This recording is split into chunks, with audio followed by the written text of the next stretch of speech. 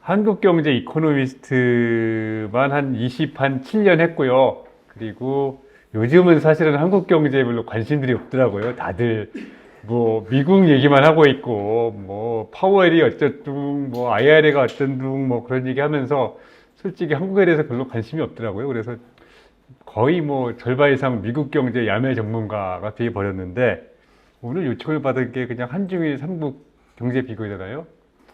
어쨌든 뭐 옆에 있는 나라고, 그리고 좀 개인적으로 느끼는 게 일본 같은 경우는 특히 그냥 한국하고 지리적으로 그냥 같은 나라가 되는 것 같아요. 뭐 일본과 뭐 한국처럼 엄청 많고요. 사실 가깝기도 하고. 그래서 그렇고 중국이야 뭐 또 옛날부터 한국, 뭐 중국은 한국을 뭐 속국으로 생각하는지 잘 모르겠는데 어쨌든 다 관계가 깊은 나라니까 한번 비교를 해봐야겠다 그렇게 생각을 한 적은 많은데 이번 기회에 그냥 숫자들을 좀 정리를 해봤다 그렇게 생각하시면 좋을 것 같습니다. 뭐 미래가 어떻게 될지 뭐 앞으로 정해진 미래는 딱 한 가지, 한중일 모두 저출산으로 앞으로 인구가 특히 21세기 후반부터 엄청나게 줄어들 거다. 요거는 뭐 확실해 보이는데 나머지는 그래도 뭐 다들 어떻게 삶에 따라서 달라질 수도 있을 것 같고요. 어쨌든 뭐 제가 준비한 내용 하나씩 말씀을 드리도록 하겠습니다. 그리고 뭐 결론보다는요, 중간중간에 제가 어떻게 생각하느냐, 그런 제가 일하면서 느꼈던 여러 가지 생각을 여러분하고 그냥 공유하는 기회다. 결론은 없고, 결론은 어떻게 보면 앞으로 만들어가자. 그렇게 생각하시면 될 것 같아요. 예, 뭐 투키디데스의 함정이란 그 책이 얼마 전에 나왔었죠. 뭐 벌써 한 5년 된 것 같은데 일단 한국을 집어넣기 전에요. 미국, 일본, 중국 이 세 나라의 명목 GDP를 가지고 봤더니만 일단은 미국과 중국, 일본 얘기하기 전에 일단은 감탄할 수밖에 없는 게 저놈의 미국은 계속 올라갑니다. 심지어 기울기가 올라갔어요, 더. 아, 물론 저거는 뭐 달러 강세 그런 것도 좀 있는데 거기다가 뭐 최근에 인플레이션 등등 여러 가지 있는데 어쨌든 간에 미국은 사실 PPP고 나발이고 그냥 달러 표시로 하면 되잖아요. 근데 딴 나라들 보면은요, 뭐 프랑스, 영국 그런 나라들 다 한 4만 불, 5만 불에서 그냥 주춤주춤합니다. 물론 조그만 나라 뭐 스웨덴이니 스위스니 그런 데는 뭐 미국보다 훨씬 더 올라가 있긴 한데요. 1인당 국민소득이. 근데 일단은 저 세계에서 가장 큰 나라가 저렇게 뚝뚝뚝 뻗어나가고 있는 거. 반면에 자, 투키디데스 함정이가 왜 나왔느냐? 경제 쪽으로 보면은요. 항상 일하기보다는 사실 사례가 여기 뭐 두 개밖에 없는데 미국 경제 규모의 대략 한 70% 수준까지 어떤 라이벌 경제가 올라왔을 때 뭔가 수다를 서서 찍어내린다. 사실 그러면서 투키디데스 함정리가 유명해진 건데 일본이 1980년대만 90년대 초에 미국 전체 GDP의 70%까지 올라갔습니다. 그때 저펜이즈 넘버원, 노라고 말할 수 있는 저펜, 뭐 그런 얘기 막 나왔고, 그때가 사실 제가 대학 다닐 때거든요. 그때 진짜 일본 그러면, 이거 굉장했었죠. 근데 그때 뭐 플라자비니, 그 다음에 무슨 반도체 규제니, 그 다음에 일본 거품 붕괴니 해가지고 지금 일본이 상대적으로 봤을 때 잘 나갔을 때 미국 GDP의 72, 3%까지 갔는데, 아이고, 지금 미국 GDP의 이게 몇 퍼센트입니까? 17%? 제일 잘 나갈 때 72%인데.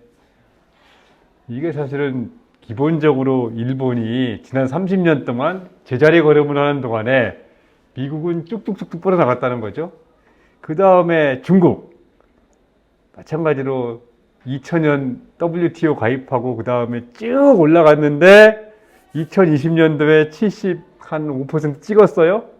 그 다음에 내려갑니다. 물론 중국 경제 성장세가 주춤한 것도 있고요. 그 다음에 이게 사실 명목 숫자니까 위안화가 약세가 된 것도 있고, 마찬가지로 일본이 저렇게 추락한 거는 한 3분의 1 정도는 환율 때문에 그래요. 인하 약세 때문에.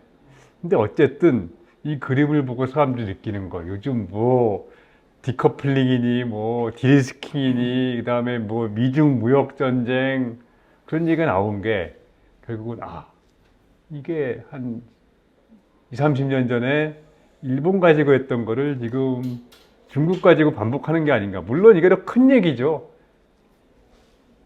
30년 전에는 사실 경제만 가지고 그랬는데 지금은 경제 플러스 정치, 군사 모든 면에 있어서 여러분도 아시다시피 뭐 10년 전 얘기로 나오는데 경제만 놓고 보면 어쨌든 간에 미국 GDP 한 70% 정도 오면은 미국이 뭔가 수단을 써가지고 찍어 누른다. 그런 얘기를 물론 굉장히 러프한 얘기긴 한데 뭐 할 수 있는 겁니다. 그 다음에 한중일을 한번 비교해 보면은 자, 중국 뭐 엄청나게 가파르게 올라갔고요.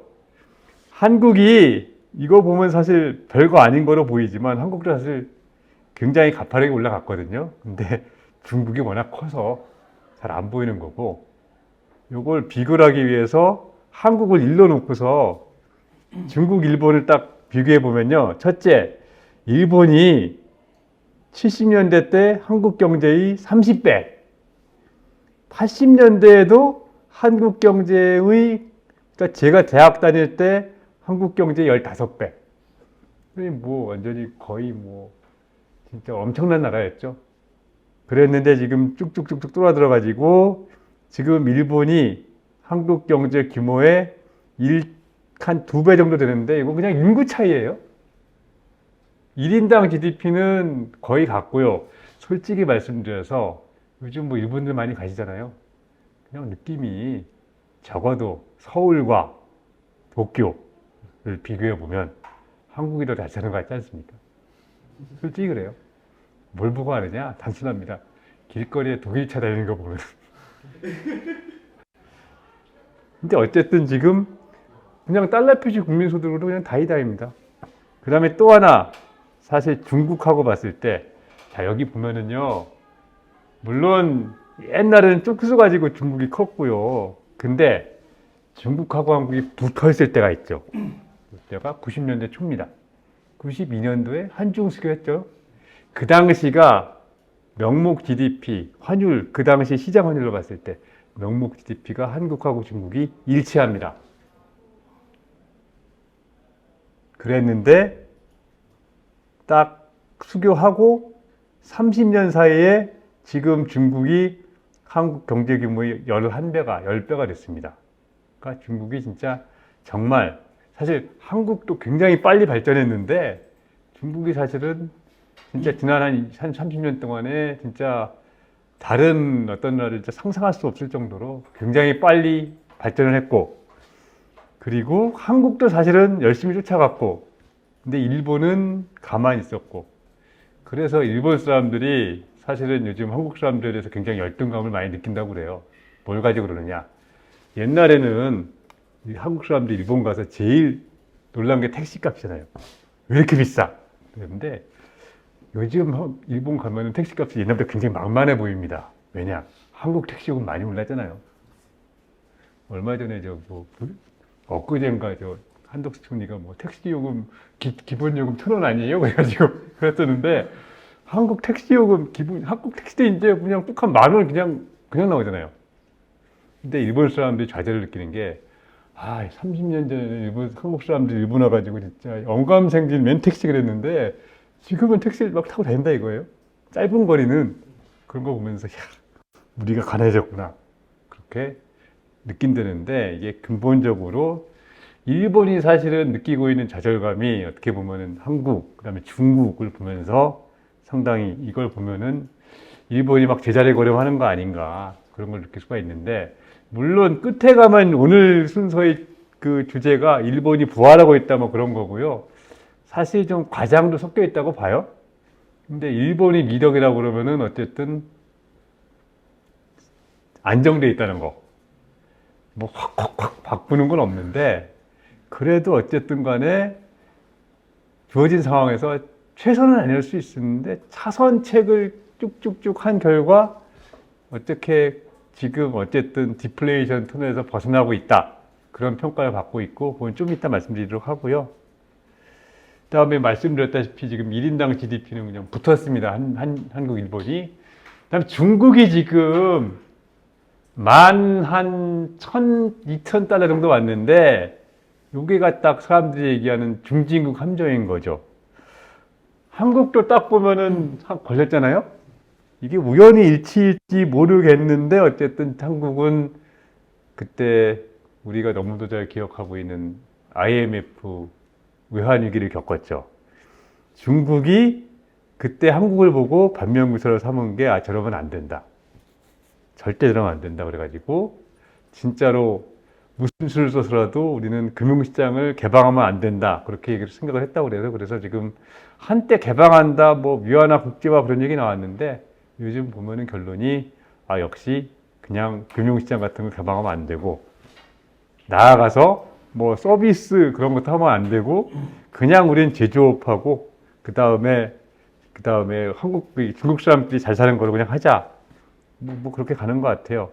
근데 어쨌든 지금 물론 중국이 왜 여기서 걸렸느냐? 아까 보셨던 투키디레스의 함정도 있고 그 다음에 또 하나 그냥 단순하게 1인당 GDP로 봤을 때 $10,000 정도 가면은 거기서 뭔가 좀 비실비실한 현상, 소위 말하는 이 중진국 함정이란 거기에 걸린 거 아닌가 생각이 드는 거죠. 그래서 경제 성장률로 보면은요, 자, 뭐, 일본은 원래 옛날부터 어쨌든 간에 70년대 때도 한 5% 정도 수준이었고요.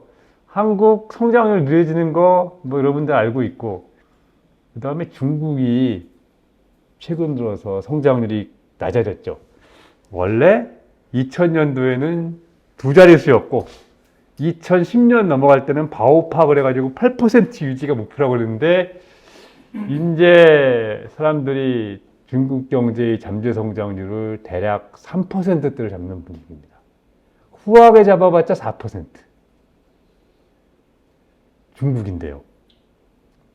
그래서 어쨌든 이제 중국에 대해서 사람들이 많이 걱정하는 근본적인 이유가 어차피 뭐 여러 가지로 성장 둔화를 생각을 했었는데 코로나 딱 충격을 맞고 전 세계가 다 어떻게 보면 KO 펀치를 맞은 거죠. 그랬다가 그러기 상태에 있다가 깨어난 걸 보니까 중국이 영 시원찮더라. 그렇게 된 거죠. 예, 뭐 성장률로 놓고 보면 그렇고요. 뭐 중국 경제 성장률이 낮아지고 있다. 그 이유가 뭐냐는 조금 이따 말씀드리도록 하고 그 다음에 아까 정해진 미래가 있다고 그랬는데 인구죠. 인구 추계인데 물론 이거 2100년도까지 쫙 돼 있는데 2060년도에서 끓는 거는 사실 그 뒤는 어떻게 보면 너무 끔찍하기 때문에 그냥 막 줄거든요. 2100년쯤 가면은 중국 인구가 제 기억으로 10억 밑으로 떨어지는 거로 그렇게 되고요. 일본이 1억이 붕괴되는 시점이 2050년도. 그 다음에 뭐 한국 인구도 지금 줄고 있는 거 아실 테고. 근데 요 옆에 인구 증가율을 보시면은요. 그나마 일본이 좀 낫다고 말씀드린 게 굉장히 그래도 나름 안정적이거든요. 물론 준 건 있어요. 근데 뭐 1년에 한 0.6, 0.7%에서 굉장히 안정된 식으로 간다고 생각하는 게 그나마 일본이 한국보다 출산율이 높기 때문에 줄어들어도 어쨌든 간에 좀 질서정연하게 줄어든다 그렇게 볼 수가 있고요. 한국은 보시다시피 이게 뭐 하는데 사실 중국도 마찬가지죠. 중국은 한자의 정책 써서 그런데 여기서 잘 보시면은요. 자, 일단은 여기서 인상적인 게 한국하고 중국이 발전 단계가 분명히 한국이 더 먼저 발전을 했을 텐데 근데 인구 증가율 줄어드는 걸 보면은 둘이 비슷해요. 그래서 사실은 중국이 걱정하는 이유가 뭐냐? 그래도 한국이 국민소득 만불 갈 때는 어쨌든 간에 인구 증가율이 한 0.5% 나왔거든요. 근데 지금 중국이 한국 한 절반도 못 들어왔는데 1인당 국민소득으로 보면 근데 벌써 인구가 줄어드는 게 그 증가율만 보면 한국하고 똑같다는 거죠. 그래서 중국이 가장 중요한 게 일단 중국 성장이 둔화되는 가장 큰 이유가 뭐냐? 한전의 정책 이거 써가지고 고도 성장할 땐 좋았는데요. 근데 한 20년 쓰니까 이제 슬슬 부작용이 나타나기 시작했더라. 뭐 그런 얘기고요. 또 하나 이게 다른 측면에서 보면은 이게 총부양비인데요. 이게 뭐냐면은 생산 가능성 인구, 생산 가능 인구 그러니까 16세부터 65세까지가 분모고 분자가 유소년층 0세에서 14세, 그다음 노년층 65세 이상 그렇게 되어 있는 건데 이걸 뒤집어 보면은 요게 낮다는 거는 인구에서 소위 말하는 그 인구 보너스를 의미하는 겁니다. 그러니까 이게 총부양비가 낮다는 거는 그만큼 사람들이 애기나 아니면 그러니까 자식들이나 부모 세대를 부양할 그 부담이 없이 그냥 혼자서 돈 벌고 또 쓰고 그러면서 아주 행복하게 지내면서 경제 성장을 돕는 거죠. 근데 이 측면에서 봤을 때 지금 한국이 총부양비가 역사상 최저 수준인데 근데 보면 마찬가지로 중국도 그래요. 앞으로 총부양비가 올라가면서 그런 얘기를 하죠. 이 인구 보너스가 인구 오너스로 바뀐다. 그러니까 이제까지는 부양 인구가 적다는 게 축복이었는데 슬슬 부양 비중이 높아지면서 인구 구조가 성장의 부담으로 바뀐다고 그러는데 일본은 이미 그 턴어라운드 포인트가 1990년도였고요. 그래서 90년도부터 이 부양비가 올라가면서 그러니까 일본이 저성장 이유가 뭐냐? 물론 거품 터진 게 하나고 또 하나는 바로 이 인구 저출산 고령화가 일본 저성장과 디플레이션의 원인이다. 그런 얘기가 있었던 게 이 총부양비가 높아진 시점이 요 변곡점이 1990년이었거든요. 이때가 딱 거품 붕괴고 이때가 저성장 시작이고 뭐 그런 거죠. 근데 그 턴어라운드 포인트가 중국하고 한국이 비스무리하게 2010년에서 20년 있는 거예요. 사실은 한국도 한국이지만 중국이 이걸 보고 얼마나 걱정을 많이 하겠습니까? 근데 보면은 뭐 별로 이런 구조를 바꾸기 위한 어떤 해법은 아닌 것 같은데 지금 중국에서 나온 여러 가지 얘기들이 어쨌든 간에 지금 일본이 한국보다 대략 요 총부양비 저점이 대략 봤을 때 한 20년에서 30년 정도 먼저 있었다는 거고 그 다음에 인구 측면에 봤을 때 사실은 요 저출산 고령화의 충격이 거의 한국과 중국이 동시에 시작되는 거 아닌가 그렇게 보여지는데 다만 이게 또 한국의 특성이 뭐냐 한국이 유독 애를 안 낳는다는 거죠. 그래서 유소년 부양비 보면은 지금 계속 내려갑니다.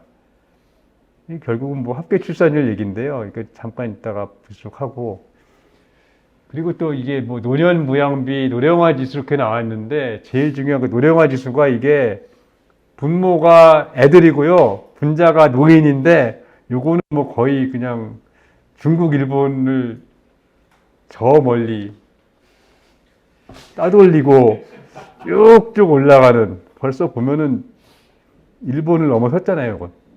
그러니까 보면은요, 일본하고 한국하고 봤을 때 노인들은 일본이 많아요. 그래도 물론 한국도 열심히 올라가고 있고 근데 애들은 확실하게 없어요. 한국이. 그래서 결국은 이것만 보면 진짜로 그냥 잠 안 온다 그러는 사람도 있는데 근데 저는 모르겠습니다. 이게 요즘 와서 느낀 건데 저출산 고령화 아무리 걱정을 해도 일단 거리에 나가면 사람이 너무 많더라고요. 지하철 사람 많고 그래서 이게 사람이 너무 많아가지고 개개인으로 보면은 합리적인 행동을 하는 건데 이게 결국은 집단적으로 보면은 거의 집단자살 하고 있는 거 아닌가 그런 느낌은 있고 어쨌든 제가 보여드리는 거는 한중일이 비슷한 문제를 안고 있는 것 같지만 한국의 저출산은 사실은 도를 넘어섰다 이미 뭐 합계 출산율 어저께 보니까 뭐 0.7? 뭐 그런 얘기까지 나오더라고요. 그러니까 이거 지금 바꿔봤댔자 30년 뒤에나 해결 나는 거고 뭐 헝가리가 뭐 에셋 나면은 뭐 4천만 원 꿔주고 무이자로 꿔주고 갚을 필요 없다 뭐 그런 얘기도 하고 있는데 글쎄요. 또 헝가리가 또 정치적으로 보면은 거의 뭐 작은 트럼프란 얘기를 들 정도로 뭐 극우의 원조기 때문에 그걸 꼭 따라야 되는지 잘 모르겠는데요. 거기도 나름 뭐 민족주의로 보면은 거의 이 유럽 쪽에서 보면은 내셔널리즘이 거의 원조라고 볼 수도 있는 그런 나라이기 때문에 굳이 따라가는지 잘 모르겠는데 어쨌든 뭐 이걸 보면은 걱정은 됩니다. 학계 출산율 말씀드렸다시피 뭐 계속 내려가고 있고요. 이거는 뭐 장래 그래프는 안 썼는데 그나마 중국하고 일본은 그나마 뭐 한 1.23 정도는 되거든요. 그 다음에 또 하나 요즘 들어가지고 사람이 모자란다 그런 얘기를 많이 듣는데 생산 가능 인구 증가율이 딱 한국이 제로 밑으로 해서 그러니까 생산 가능 인구 정확히 말씀드리면 아까 말씀드렸다시피 15세에서 64세까지 인구가 줄기 시작한 시점이 요게 2020년이거든요. 딱 코로나 딱 터지면서 마침 그 시점이 온 거죠. 그래서 이게 끝나고 다시 소위 리오프닝을 하니까 사람이 모자란다고 막 그러는데 어떻게 보면 굉장히 가파르게 생산 가능성 인구가 확 줄어들기 시작한 겁니다. 그래서 어떻게 보면 일본은 이런 거를 미리 말씀드렸다시피 30년 전에 경험을 했는데 재미있는 게 지금 통계를 보면은 물론 줄는 건 똑같아요. 근데 일본이 한국보다 생산 가능성 증가율이 물론 마이너스에서 왔다 갔다 하는 건데 일본이 높거든요. 그래서 이 일본하고 한국이, 그러니까 한국이 생산 가능성 인구가 마이너스가 된과 거의 동시에 일본하고 한국이 또 크로스가 났네요. 물론 두 나라 다 인구가 줄는 건 맞고 생산 가능성 가능성이 줄는 건 맞는데 그나마 일본이 조금 낫더라. 그런 현상이 지금 이제 벌어지기 시작한 겁니다. 자, 그래서 인구로 봤을 때 말씀드렸다시피 한국이 굉장히 좀 심각한 상황이다. 굉장히 저출산 고령화 속도가 빠르다. 일본은 그래도 지금 안정화되어 있다. 그 다음에 중국이 사실 한국보다 물론 출산율은 조금 높고 그렇지만 전반적으로 아까 보셨던 이제 인구가 성장에 부담이 되는 그런 변곡점이 한국과 거의 동시에 왔다. 그래서 저출산 고령화의 어떤 변곡점은 지금 한국과 중국이 거의 동시에 지나갔는데 한국의 문제는 고령화 속도가 굉장히 빠르다는 거. 중국의 문제는 이게 인제 국민소득 10,000불밖에 안 됐는데 이 인구가 이제 성장에 부담을 자고 있다는 거. 그래서 각각 한국과 중국이 각각 어떤 문제점을 안고 있다. 조금 다르긴 한데 결국은 어쨌든 저출산 고령화의 피해를 지금부터 이제 봐야 되는 시점이다. 그렇게 보시면 될 것 같습니다. 그 다음에 수출 얘기 좀 할게요. 자, 수출 보면은 중국 물론 뭐 계속 올라갑니다. 아까 뭐 GDP하고 똑같은데 근데 이걸 GDP 대비로 보면 그림이 좀 달라져요. 자, 중국이 수출이 굉장히 쭉쭉쭉 뻗어나가는 것처럼 보이긴 합니다만은 GDP 대비로 봤을 때는 정점을 지났죠. 제일 수출 많이 했을 때가 2000년 초반 되고 지금은 GDP 대비 수출 비중이 한 20% 정도. 일본하고 거의 비슷합니다. 반면에 한국은 재미있는 게 뭔가 경제가 어려울 때마다 수출을 늘려서 벗어났다.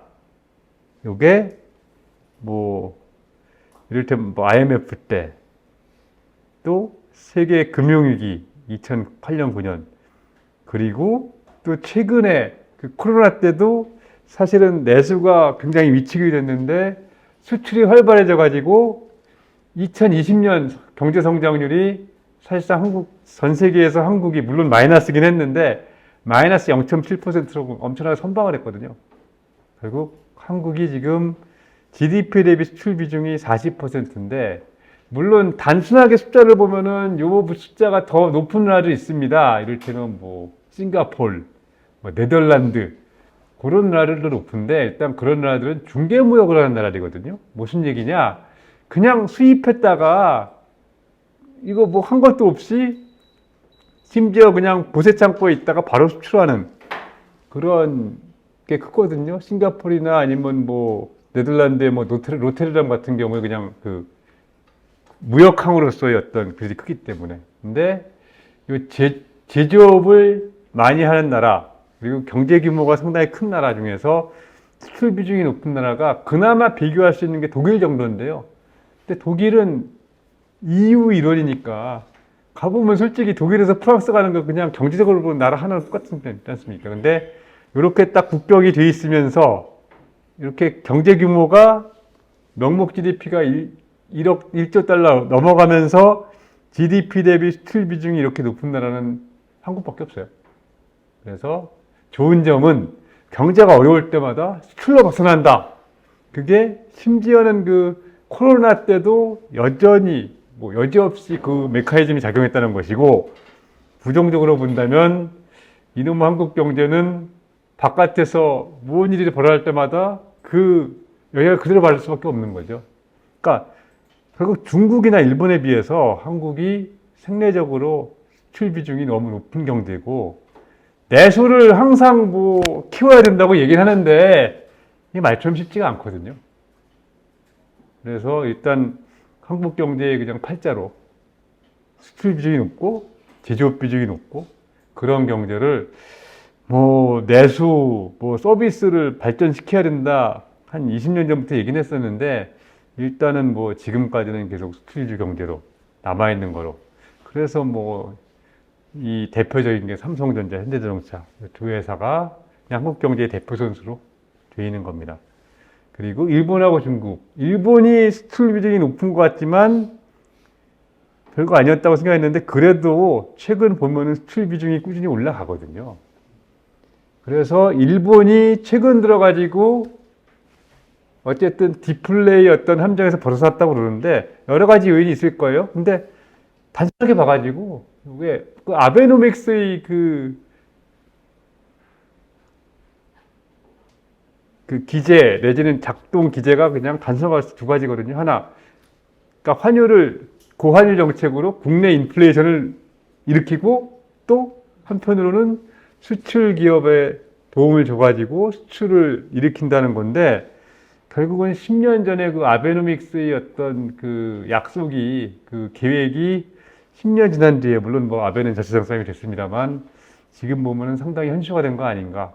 그리고 그게 결국은 수출 비중이 한 20, 30년 전에 비해서 상당히 높아졌다는 그거로 이렇게 보면은 아베노믹스가 어느 정도 성공한 거 아니겠느냐 그런 생각을 할 수가 있는 것 같습니다.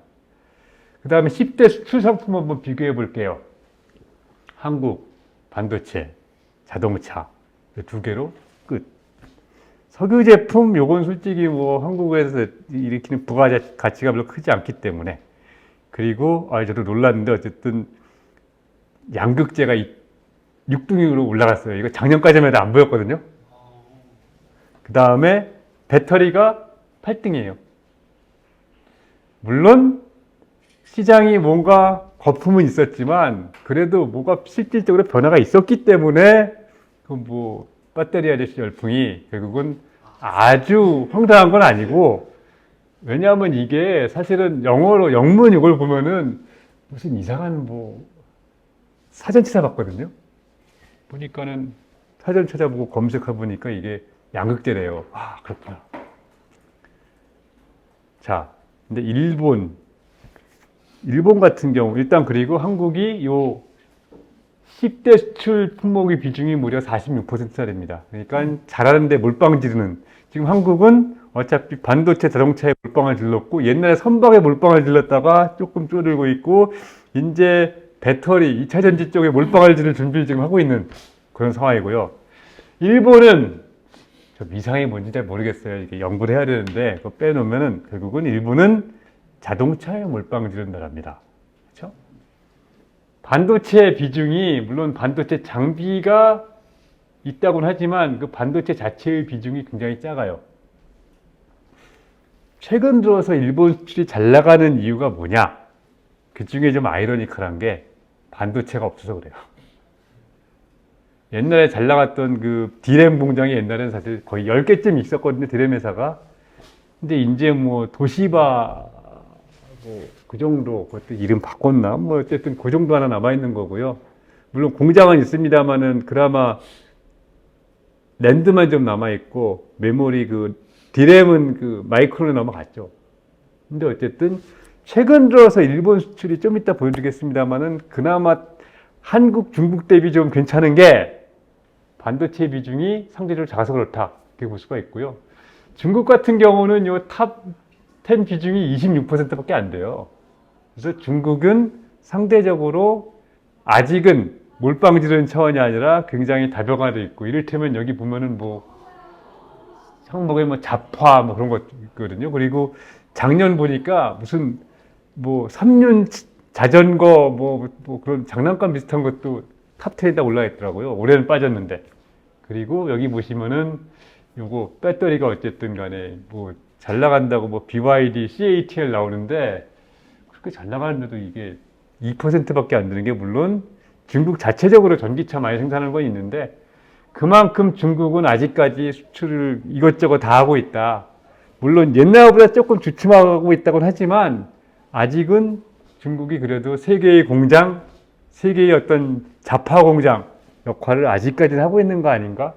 그렇게 생각할 수가 있고요. 매니에는 휴대폰은 그거죠. 뭐 애플, 아이폰. 아직은 뭐 거기서 많이 만드니까요. 뭐 그런 상황입니다. 그래서 일본은, 그러니까 한국은 반도체 자동차, 양쪽 몰빵, 미국은 자동차의 몰빵, 중국은 물론 뭐 이 IT 쪽에 굉장히 많긴 하지만 어쨌든 굉장히 수출이 다변화되어 있다. 그렇게 보시면 될 것 같고요. 그리고 주요 상대국 보시면은 뭐 재밌습니다. 뭐 잘 알려진 얘기죠.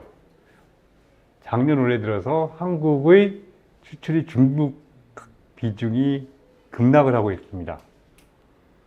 물론 이 중에 상당 부분 반도체긴 해요. 그러니까 한국이 중국, 홍콩을 묶어놓은 게 실질적으로 홍콩에 들어가는 수출품 중 거의 대부분이 중국 본토로 들어가는 걸로 알고 있거든요. 그래서 묶어놨는데 보시면은 갑자기 줄어듭니다. 작년 올해. 반도체, 물론 중국, 홍콩에 수출하는 것 중에 대략 한 40% 정도가 반도체예요. 근데 그거 말고도 꽤 많거든요. 그렇다는 얘기는 뭐 디커플링이니 디리스킹이니 하고 있는데 사실 한국이 굉장히 급격하게 요 디리스킹이 진행 중이고, 그러면서 또 일본에 대한, 그러니까 미국에 대한 수출 비중이 지금 쭉쭉 오릅니다. 물론 전체 수출 규모가 줄어드는 것도 있긴 있는데 아무리 그래도 지금 보면은 요 두 개가 지금 수렴을 하고 있는 거죠. 그래서 달에 따라서는 제가 알기로 요 미국이 중국, 홍콩을 넘어선 달도 있는 걸로 알고 있어요. 그래서 지금 수출 구조에 상당히 큰 변화가 있는 것 같고요. 그리고 뭐 또 다 아시겠습니다만 베트남이 한국의 진짜 주요 교역국 수출 상대국으로 등장을 해가지고 뭐 수출도 그렇지만 관광도 요즘 뭐 경기도 다낭시 많이 가잖아요. 거의 베트남이 굉장히 한 10년 동안에 한국하고 굉장히 많이 경제가 가까워졌다는 거, 이걸 보실 수가 있고요. 일본, 그러니까 사실은 이걸 보시면은요, 2005년부터 한 15년 동안, 그러니까 피크일 때 한국 수출의 3분의 1이 중국으로 갔거든요. 그래서 IMF 이후로 한국이 중진국 함정을 벗어나서 국민소득 3만 달러 달릴 수 있었던 원인이 뭐냐? 수출로 볼 땐 당연히 중국 특수가 맞죠. 이걸 보면은. 반면에 중국, 일본을 보면은 물론 여기도 중국에다 많이 팔았는데 피크 쳤을 때가 25%니까 한국보다는 그 대중 의존도가 크지 않고, 반면에 미국에 상당히 많이 팔았는데 이거 상당 부분이 자동차예요. 제가 알기로. 그러니까 그러니까 미국 사람들 일본 차 좋아하는 거는 여전하기 때문에 옛날보다 조금 뭐 일본 차 미상이 좀 낮아졌다고 해도 그래도 어쨌든 일본의 그냥 보통 사람들 보면 아직도 뭐 도요타, 혼다 사면은 뭐 고장 안 나고 중고차 리셀밸류 높고 아직도 그렇게 생각을 하니까요. 그리고 뭐 마찬가지로 최근 들어가지고 중국이 낮아지고 미국이 높아지는 현상이 조금 보이긴 보이는데 한국만큼 극적이진 않습니다. 그래서 어차피 일본은 뭐 이 대미 수출 비중이 사실은 한 15년, 20년부터 일정했는데 한국은 확확 바뀌는 거죠. 그래서 일본은 뭔가 좀 안정돼 있고 한국은 뭐가 좀 확확 바뀌고 심지어 일본은 한국에 대한 수출 비중도 굉장히 안정돼 있어요. 한 5, 6%에서 바뀐 게 없는데 우리나라 일본에 대한 수출 비중이 그냥 쭉 낮아져 가지고 요즘 보면은 뭐 그렇지 않습니까? 뭐 우리나라 핸드폰 자동차가 잘 나가는데 못 파는 시장이 일본 아닙니까? 그래서 어쨌든 일본 비중은 계속 줄어들다가 한 10년 전부터는 5% 정도에서 그냥 굳어져 있는 그 중에 한 3분의 1 정도가 석유 제품으로 알고 있는데 그나마 뭐 요즘은 어떤지 모르겠는데 한 5년 전에 한번 뜯어봤어요. 그러니까 석유 제품이 많더라고요. 그래서 부가가치는 별로 안 되겠다 그런 생각을 했습니다. 그래서 요거 보시면 어쨌든 한국이 그 일본, 중국에 대한 어떤 디리스킹 내지는 미국과 어쨌든 다시 연합하는 그런 게 적어도 이 수출 데이터를 보면 굉장히 급격하게 진행되고 있는 거 아닌가 그렇게 생각할 수가 있습니다. 그 다음에 저축 투자 쪽으로 볼 건데요. 일단은 뭐 한중일 3국이 모두 서양에서 볼 때는 저축을 많이 해서 그래서 그걸 투자를 해가지고 소위 말하는 요 자본 동원 그러니까 저축을 많이 해서 요걸 투자로 돌려서 자본을 쌓으면서 소위 말하는 물량대기로 성장을 하는 그런 나라로 일단은 서양에서는 알려져 있습니다. 그래서 폴 크루그만이라고 유명한 경제학자가 95년도 그러니까 한국 IMF 위기 직전에 그런 얘기를 했어요. 동아시아 이거 별거 아니다. 얘네들 그냥 기술 발전, 생산성 발전하는 게 아니고 물량대기로 그냥 사람들이 퀄리티 졸라매서 그 돈을 가지고 그냥 공장 때려 지어서 그래가지고 뭐 수출 많이 해서 먹고 사는 거 아니냐 그렇게 약간 좀 폄하를 했는데 자, 요것도 보면은 일단 저축을 해서 그걸 투자를 하는 거겠죠. 근데 일본은 지금 저축률이 세대하게 낮아지다가 최근 들어가지고 안정돼 있는데 일본의 저축률이 왜 낮아졌느냐? 이거 보니까 가계저축률이 낮아졌거든요. 그다음에 가계저축률, 그다음에 정부저축률이 낮아졌는데 정부저축률이 낮아진 거는 요거 재정적자 때문에 그렇고요. 그다음에 가계저축률이 낮아진 거는 고령화 때문에 그렇습니다. 그러니까 늙은 사람이 많아지면요. 저축이라는 게 그냥 단순하게 봤을 때 소득에서 소비 뺀 건데 늙으면 소득이 줄잖아요. 실질적으로 옛날에 저축했던 거 까먹는 그런 현상이 나오니까 이게 뭐 소위 말하는 뭐 무슨 생애소득 가설 그런 거에 의해서 인구가 고령화가 되면은 저축률이 줄어든다고 하고 그거의 대표 케이스로 사람들이 들고 있는 게 일본이고요. 한국 같은 경우는 지난 20년 동안에 굉장히 저축률이 안정되어 있었습니다. 줄어들 만도 한데 한국도 사실은 이제부터 뭐 고령화가 되니까 줄어든다고 저는 보긴 합니다만은 일단은 지금까지 보면은 한국은 저축률이 한 35% 수준에서 굉장히 안정돼 있어요. 근데 요거는 제가 볼 때 한국도 고령화가 되면서 좀 낮아질 것 같고요.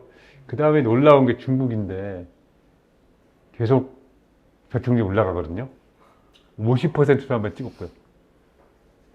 중국이 저축률이 왜 높느냐? 뭐 두 가지 이유가 있다고 봅니다. 첫째는 중국 개인 저축률이 높아요. 왜냐? 중국이 사실은 뭐 명목상으로는 사회주의 경제인데 복지가 꽝이거든요. 뭐 여러 가지로 뭐 그러니까 건강보험 시스템도 사실 뭐 사회주의라고 해가지고 명목상으로는 뭐 무료라고는 하는데 제가 알기로 대부분의 사람들 어쨌든 한국보다 훨씬 더 안 좋은 그런 그 의료 서비스를 받는 걸 알고 있고요. 험한 얘기도 많은데 그건 직접 확인하지 못해서 잘 모르겠고 연금도 마찬가지로 별거 없거든요. 그래서 저축을 많이 할 수밖에 없고 또 하나는 사실 중국은 기업과 정부가 일체로 돼 있다고 저는 보거든요. 어차피 사회주의 국영기업들이 많으니까. 국영기업들이 또 저축이라는 게 사실은 요 이익을 올리는 건데 국영기업들 중에서 이득을 많이 올린 데좀 있는 것 같고, 그래서 결국은 투자율도 보면 역시 이 중국이 제일 높고 그 다음에 한국, 일본 순서인데, 보면은 결국은 저축을 많이 하는 나라가 투자율도 높은 거 아닌가, 그렇게 생각이 됩니다. 그래서 중국 경제의 어떤 미스테리가 뭐냐, 그래도 한국이나 일본 같은 경우는 경제가 발전하면서 투자율 내려갔거든요. 그러니까 한국은 저축률이 일정하고 투자율이 내려갔기 때문에 저축과 투자의 차이가 이게 경상수지예요. 그래서 과거에는 경상수지가 적자였는데 지금 흑자로 바뀐 이유가 어쨌든 투자를 조금 낮췄기 때문에 그러는데, 이놈의 중국은 투자율이 계속 올라가는 거죠. 이게 무슨 얘기냐? 원래 중국 경제를 예상을 할 때 그래도 한 2020년대 넘어가면은 저 투자율이 조금 내려가면서 뭔가 좀 더 정상적으로 보이는, 그래도 뭐 일본이나 한국 정도의 한 30% 정도 투자율로 좀 내려갈 거로 생각을 했었는데 그게 아니다라는 거죠. 그럼 이 투자가 뭐냐? 이 투자의 상당 부분이 바로 건설입니다. 뭐 중국, 물론 뭐 코로나 이전에 마지막으로 가본 게 2018년 말인데요.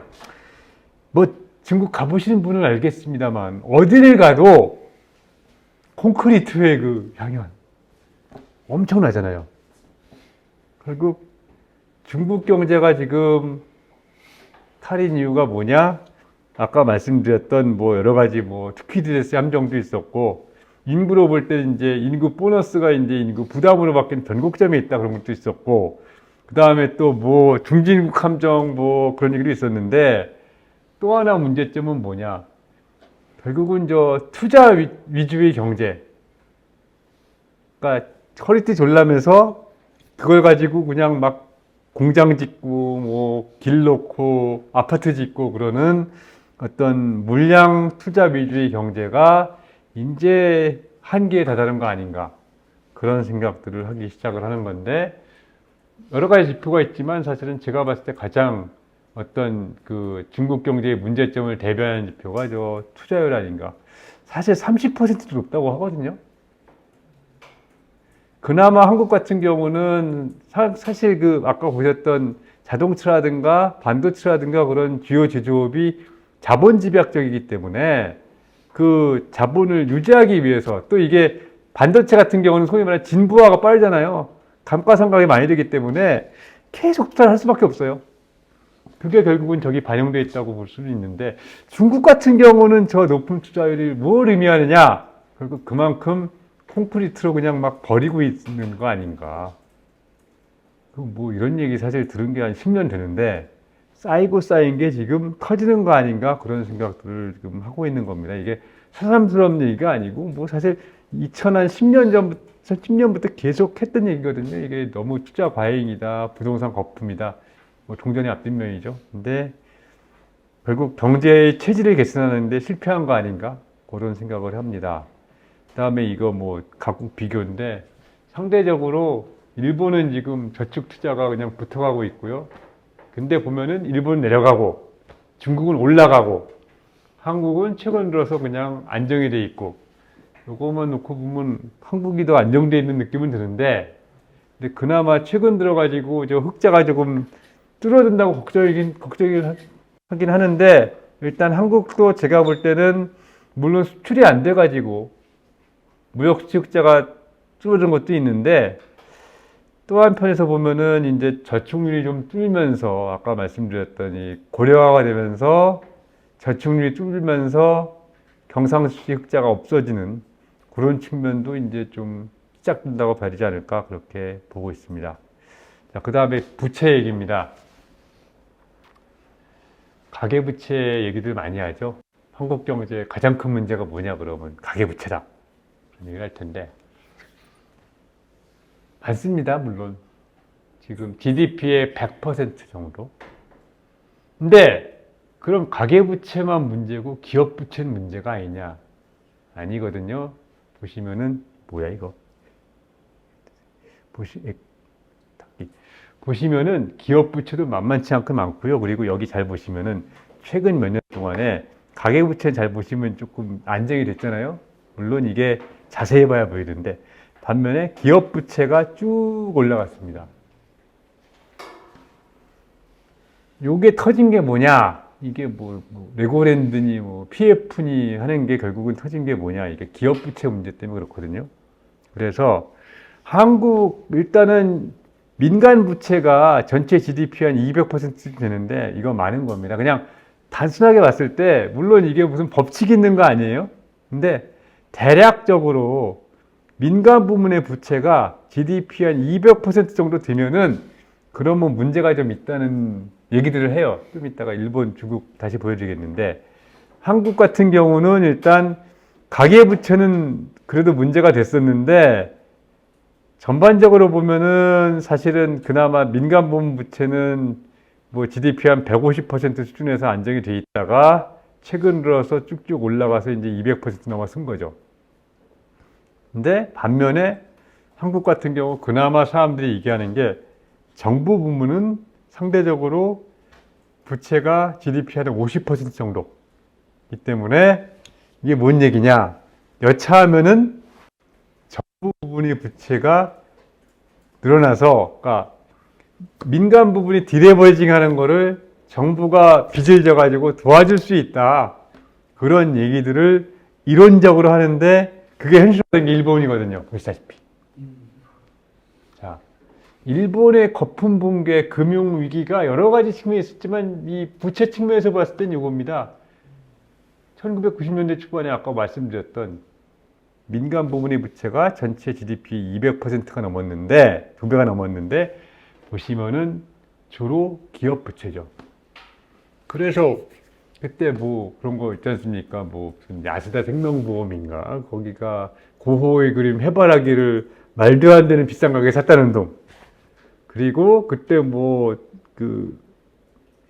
일본 재벌들이 이제 맨하탄을 휩쓸고 다니면서 빌딩 뭐 없나 그래가지고 막 쇼핑하고 막 다녔잖아요. 그래가지고 일본을 팔면은 무슨 미국 땅을 한 서너 번 살 수 있다는 둥 그런 얘기 막 나올 정도로 했는데 그게 결국은 기업이 돈이 많다지만 그다 빚이었거든요.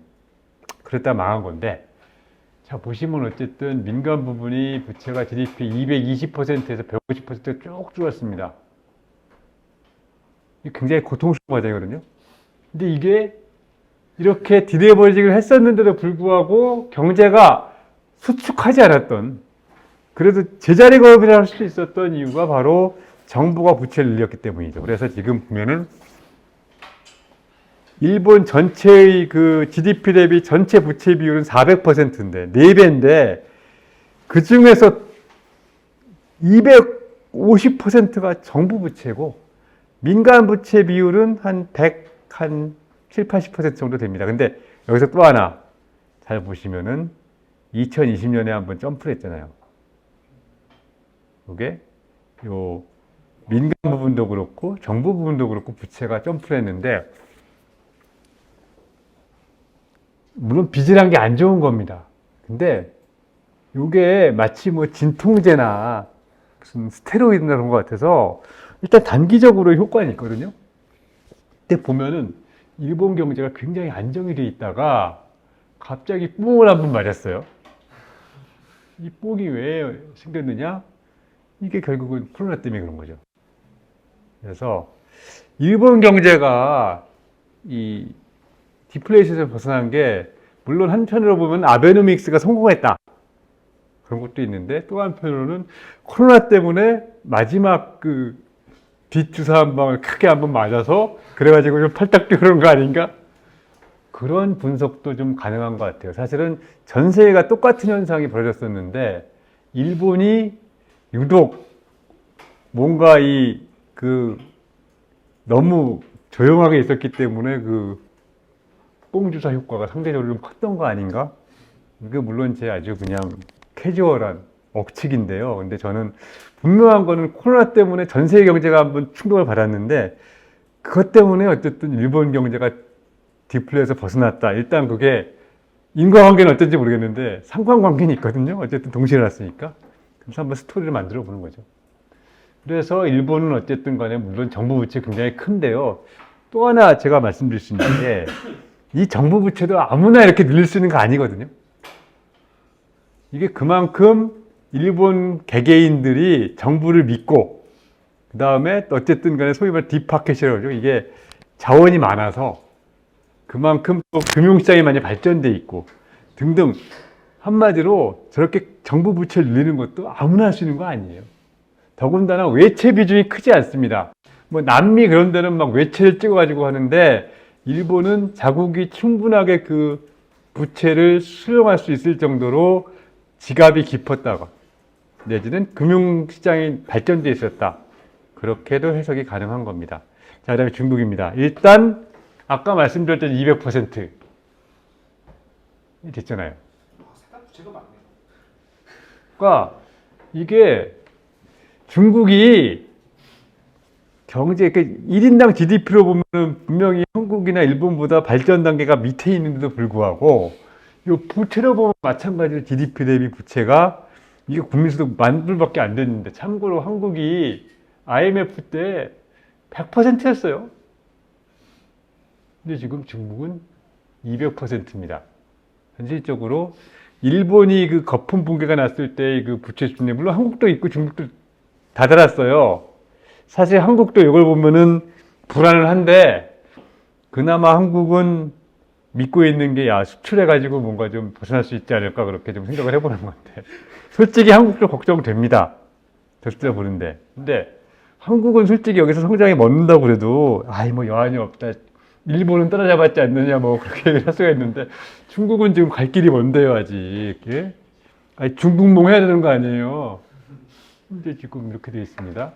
참고로 가계부채 늘긴 늘었는데 중국 같은 경우는 워낙에 이게 기업부채 비중이 훨씬 큽니다. 그리고 이 중에는 아마도 소위 말하는 지방 공기업, 그러니까 정부하고 이 민간 부분을 가름하기 힘든 그런 그 회색 지역도 있는 걸로 알고 있고요. 상대적으로 정부 부채 비중이 작죠. 근데 그건 어차피 뭐 거품 붕괴 이전에 일본이나 한국이나 중국이 다 비슷비슷합니다. 그래가지고 지금 사실은 한국도 걱정이 안 되는 건 아닌데 일단 지금 한국은 겉으로 보면 뭐 잘 넘어가고 있으니까 그렇다 치고요.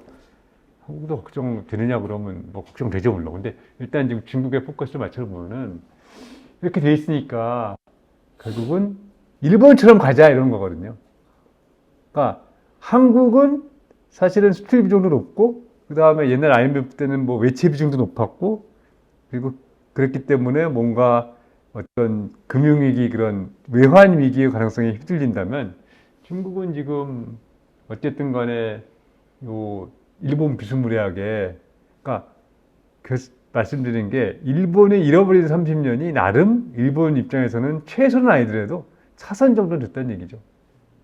그래서 지금 중국도 결국은 일본적인 해법으로 가는 거 아닌가. 이게 뭐 소위 말하는 뭐 좀비 기업을 안 죽이고 어쩌고저쩌고 하는 얘기인데 아니 뭐 중국이 사실 어떻게 보면 뭐 겉으로 사회주의 경제를 표방하는 데인데 그냥 잘 살리지 않겠느냐 뭐 그런 거죠. 지금 나오는 게 뭐 에버그랜드인지 뭐 이상한 이 뭐 회사 뭐 저기 4억에다가 뭐 풀 넣고 그런 데 있잖아요. 망한다 그러는데 지금 사람들이 생각하는 거는 저건 중국인데 어쨌든 명목이 사회주의인데 안 망하게 그냥 잘 보듬어 가지 않겠느냐 그렇게도 생각하는 것 같아요. 그러니까 구조조정이 말이 쉽지. 그러니까 한국 같은 경우는 과거에 진짜 IMF에다가 외국 채권자들이 와가지고 막 눈을 부릅뜨고 있으니까 구조조정을 한 건데 지금 중국은 솔직히 뭐 그럴 이유가 없단 말이에요. 그래서 뭐 지금 생각하는 게 그러니까 무슨 뭐 컨트리 무슨 회사가 제2의 리마일 될 수 있지 않느냐 그렇게 얘기를 하는데 사실은 그럴 가능성이 없다는 거죠. 중국은 뭐 정부가 다 그걸 다 그냥 다듬으면 되니까 그냥 금융위기라는 게 어떻게 보면은 이 진짜 무정부적인 이 금융자본주의의 산물인데 중국이 사실 그렇게 금융자본주의가 발전한 나라도 아니고 그리고 중국 정부가 그런 금융위기 상황을 좌시할 리도 없고 그래서 중국이 지금 단기적으로 위기가 날 가능성은 별로 없는데, 근데 저렇게 가면은 그냥 일본처럼 되는 거 아니냐. 그래서 지금 성장률 3%, 2%, 1% 쭉쭉 가는 거 아닌가. 그 저성장으로 가면서 옛날에 일본처럼 중국도 까불다가 70%에서 그냥 주저앉는 그런 그림으로 가는 거 아니냐. 그런 생각들 하고 있는 거고, 사실 또 중국 입장에서 봐서도 그런 해법이 어쨌든 차선을 드는 거 아닌가. 일본처럼 한번 가보자. 어떻게 보면은 일본처럼 가기가 더 쉬울 수도 있고요. 또 그냥 뭐 은행들 다 어차피 다 정부 건데 그냥 뭐 부도 내지 마 그러고 그냥 계속 그냥 끌고 가면 되는 거니까. 그리고 사실 뭐 경제가 어려워지면은 시진핑 장기 정권이 잘 안 되잖아요. 사실은 한국이 그때 IMF가 위기가 있었던 것도 정권 교체하고 맞물려 가지고 사실은 그런 현상이 벌어진 건데, 지금 중국은 그런 진짜 정치적으로 불안을 야기할 수 있는 그런 위기 상황을 좌시할 것 같지도 않고, 그래서 많은 미국 투자가들이 중국이 일본처럼 된다고, 그리고 중국 입장에서는 그렇게 나쁜 거 아니다. 다만 중국에 투자하기는 좀 그렇다. 뭐 그렇게들 생각을 하는 것 같습니다.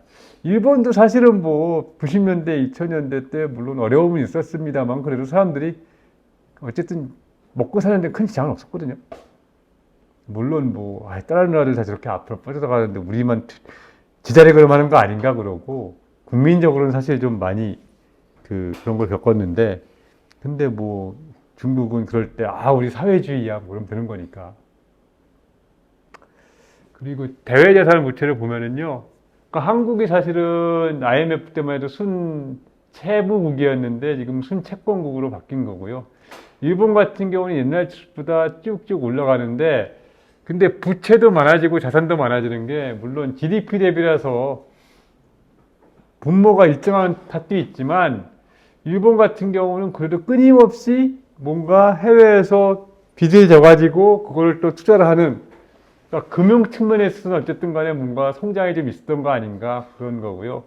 중국 같은 경우는 이게 경제 규모가 발전한 거에 대비해서 뭔가 대외 부채, 대외 자산, 이게 국제금융의 발전을 의미하는 거라고 볼 수도 있거든요. 근데 중국 같은 경우는 지난 20년 동안에 실물 경제가 발전한 거에 비해서 국제금융 쪽은 사실 그렇게 발전한 게 아니다. 많은 사람들 얘기하기를 뭐 중국이 뭐 외환보유고가 많다는 둥, 뭐 중국이 여차하면은 뭐 미국 채권 팔면 된다는 둥 그렇게 얘기를 하는데, 이걸 보니까 사실은 절대적인 어떤 채권 보유량에 있어서는 일본하고 중국이 되게 비슷하거든요. 일본이 지금 GDP의 거의 한 2배 이상 되는 대외 자산을 가지고 있는데 중국은 한 절반 정도. 그러니까 사실은 이 대외 자산 내지는 어떤 이 국경을 넘나드는 어떤 자본 흐름에 있어서는 일본이 중국보다 훨씬 앞서 있다. 그렇게 볼 수도 있는 것 같거든요. 그래가지고 중국이 뭐 세계 지배한다 그런 얘기도 있지만, 적어도 이 돈이 밖으로 나가고 이 돈의 흐름에 있어서 아직은 일본이 중국보다 훨씬 선진국이 아니냐 생각이 되고요. 한국도 요즘 뭐 쭉쭉 많이 따라가고 있는데, 이게 대외 자산이 늘어나는 게 이게 이 중에 상당 부분이 아마 테슬라, 애플 주식 아닌가. 요즘은 엔비디아도 있죠. 농담이 아니고요. 갑자기 늘어나잖아요, 이거. 이거 그거예요. 서학개미. 진짜로. 다들 보면은 이제 삼성전자와 엔비디아가 그냥 같은, 그래서 왔다 갔다 하잖아요. 이게 있는데, 결국은 요거를 지탱을 하려면 사실 열심히 돈을 꿔야 되는 거라서, 일본만큼의 어떤 대외 신론들 유지할 수가 있느냐. 사실 지금 해외 투자를 하는 게 기본적으로는 이게 다 해외에서 꾼 돈이거든요, 이거. 물론 뭐 경상수익자로 뭐 번 돈도 있지만 꾼 돈인데, 이게 해외 투자를 그렇게 열심히 하기 위해서는 한국의 어떤 대외 신인도 그런 것들이 좀 올라가야 된다는 거고, 또 상대적으로 대외 신인도가 반드시 어떤 국가 부채를 의미하는 것 같지는 또 않아요. 일본이 뭐 국가 부채가 많아서 뭐 거덜난다고 그랬는데, 바깥에서 열심히 이렇게 어쨌든 간에 성장에 멎었어도 돈은 계속 뽑거든요. 옛날엔 GDP 50%였는데 150%가 올라가는 걸 보면은 이게 뭐 국가 신인도라는 게 단순하게 그냥 재정만 가지고 뭐 재정 적자나 뭐 GDP 대비 국가 부채 요것만 가지고 단순하게 뭐 국가 신인도를 얘기하는 것 같지는 않아요. 뭔가 정량화할 수 있는 없는 그러니까 일본은 믿을 수 있다. 그런 것들이 확보이기 있기 때문에 일본의 대외 부채가 이렇게 늘어난 거 아닌가 그렇게 생각을 합니다. 여러분 생각하기에 일본이 막 흑자를 엄청나게 내가지고 그거 가지고 투자한 것 같은데 실제로 이 그림 보시면은 물론 뭐 순자산은 그렇게 볼 수도 있지만 순자산은 플러스긴 하죠. 근데 어쨌든 요 총 투자 규모가 늘어난 걸 보면은 상당 부분이 그냥 부채를 돈 빌려서 투자한 거예요. 해외에다가. 여기에는 뭐 도요타, 혼다가 뭐 해외 공장 짓고 그런 것도 들어가거든요. 근데 그만큼 결국은 일본이 뭐 국가 부채는 많고 경제 성장도 정체가 돼 있다지만 적어도 질적으로 어쨌든 일본 경제가 계속 소위 말하는 국제 신인도를 계속 얻었던 거 아닌가 그렇게 생각을 합니다. 그 다음에 최근 경제 지표로 갈게요. 드디어 인플레이션. 일단 중국 빵 퍼센트예요 지금. 물론 뭐 여러 가지 이유가 있습니다. 일단 첫째 중국의 인플레이션 지표를 믿을 수가 있느냐 그것부터 시작해가지고 경제 구조가 좀 다르거든요. 이를테면 아직도 뭐 돼지고기 값 그런 거에 대해서 왔다 갔다 많이 합니다. 아직 엔겔 계수가 꽤 높은 모양이에요. 근데 어쨌든 지금 일본이 이게 들쭉날쭉은 있는데 이게 0이거든요. 그러니까 90년도부터 한 2000년도까지 이거 평균 잡아서 0인 거예요, 그냥. 그랬다가 최근 들어서 쭉 올라가서 어쨌든 4%까지 올라갔습니다. 뭐 물론 일본 사람들도 못 살겠다고 그래요. 뭐 저기 6월 달에 저기 뭐 일본 저희 회사에서 교육 같은 게 있어가지고 손님 교육이 있어서 갔는데 여기다가 뭐 물가가 올라서 못 살겠다 그런 게 표가 붙어 있더라고요. 벽보가. 야, 일본이 원래 디플레였는데 소위 말하는 격세지감이 좀 있더라고요. 야, 일본도 이제 인플레가 높다고 해서 사람들이 막 걱정하는구나. 물론 실질 임금이 지금 많이 깎여 있어요. 그러니까 일본이 지금 인플레는 4%인데 임금 상승률은 2%입니다. 그래서 실질 임금이 마이너스 2%인데 어이 큰일 났다고 하는데 잠깐 야 근데 일본에서 명목임금 상승률이 2%라고 났어? 그게 사실 지난 30년 동안 월급이 하나도 안 올랐던 경제가 일본이거든요. 근데 물론 실질 임금은 깎였는데 명목 임금이 어쨌든 올라갔다는 것 자체가 그게 사실 일본 경제로 볼 때 굉장히 감격하는 순간인 거예요. 드디어 이 임금 증가율이 플러스가 유의미한 숫자가 나왔다. 그걸 가지고 지금 일본 사람들이 이게 웬일이냐 그러고 막 기뻐하고 있는 그런 단계고 한국이 올라갔다가 최근 다시 내려가고 있긴 한데요. 어쨌든 그래도 한국도 마찬가지로 코로나 이전에 비해서는 인플레이션이 올라간 거고 일본 당연히 올라갔고 근데 중국은 코로나 이전에 비해서 오히려 인플레이션이 낮아진 거죠. 그래서 이것도 뭔가 있는 거 아닌가 그러면서 그 사람들 얘기하기를 이게 디플레이 그럼 이게 일본 아니냐. 근데 아까 보셨던 그 빚 문제, 부채 문제에 있어서 이게 지금 중국의 현 상황이 일본의 80년대 말하고 똑같기 때문에 거기다가 아까 또 말씀드렸던 투키디데스 함정 그런 것도 있고 그래서 일본하고 중국하고 막 비교를 하는데 마침 보니까 전 세계 여러 국가 중에서 거의 유일하게 코로나 이후로 인플레이션이 오히려 내려간 나라가 중국밖에 없거든요. 이게 뭔가 이상하다 이거죠. 물론 원인 여러 가지가 있을 수가 있어요. 뭐 부채가 너무 많다, 뭐 GDP 갭 등등 여러 가지가 있는데 사실 인구가 고령화가 되어 있으면은 아까 보셨다시피 인구가 줄는 거는 똑같은데 사실 과거에는 일본을 보면서 인구가 줄어들기 시작하면 이게 디플레가 나는 줄 알았거든요. 근데 요즘 보니까 특히 한국 같은 경우는 오히려 인구가 줄어드니까 인플레가 나온단 말이죠. 그 무슨 대전환인가 뭐 그 책을 보면은 그 3년 전에 나왔던 건데 인구가 줄어든다고 해서 반드시 디플레가 나오는 건 아니다. 그런 얘기가 있거든요. 근데 어쨌든 최근 들어서 한국에서 벌어지고 있는 현상이 뭔가 인구가 줄어든다고 해서 디플레가 꼭 나오는 건 아닌데 중국을 보면서 또 아, 이게 중국이 일본처럼 되는 거 아닌가 또 그런 생각을 해보게 되고요. 그 다음에 또 하나 재미있는 게 청년 실업률인데 한국이 청년 실업률이 높다 했는데 최근 들어서 청년 실업률이 급락을 했습니다. 물론 이 숫자 잘 안 보죠. 그리고 사람들이 그냥 버릇처럼 한국 청년 실업률이 높은 거 아니에요? 얘기를 하는데 어쨌든 간에 청년 실업률이 낮아졌습니다. 그 이유는 뭐냐? 제일 중요한 거 청년이 줄어서 그렇죠. 분모가 줄어서 그렇습니다. 근데 어쨌든 그래도 실업률이 준 거고요. 그거를 한국보다 훨씬 먼저 겪었던 나라가 일본인 거죠.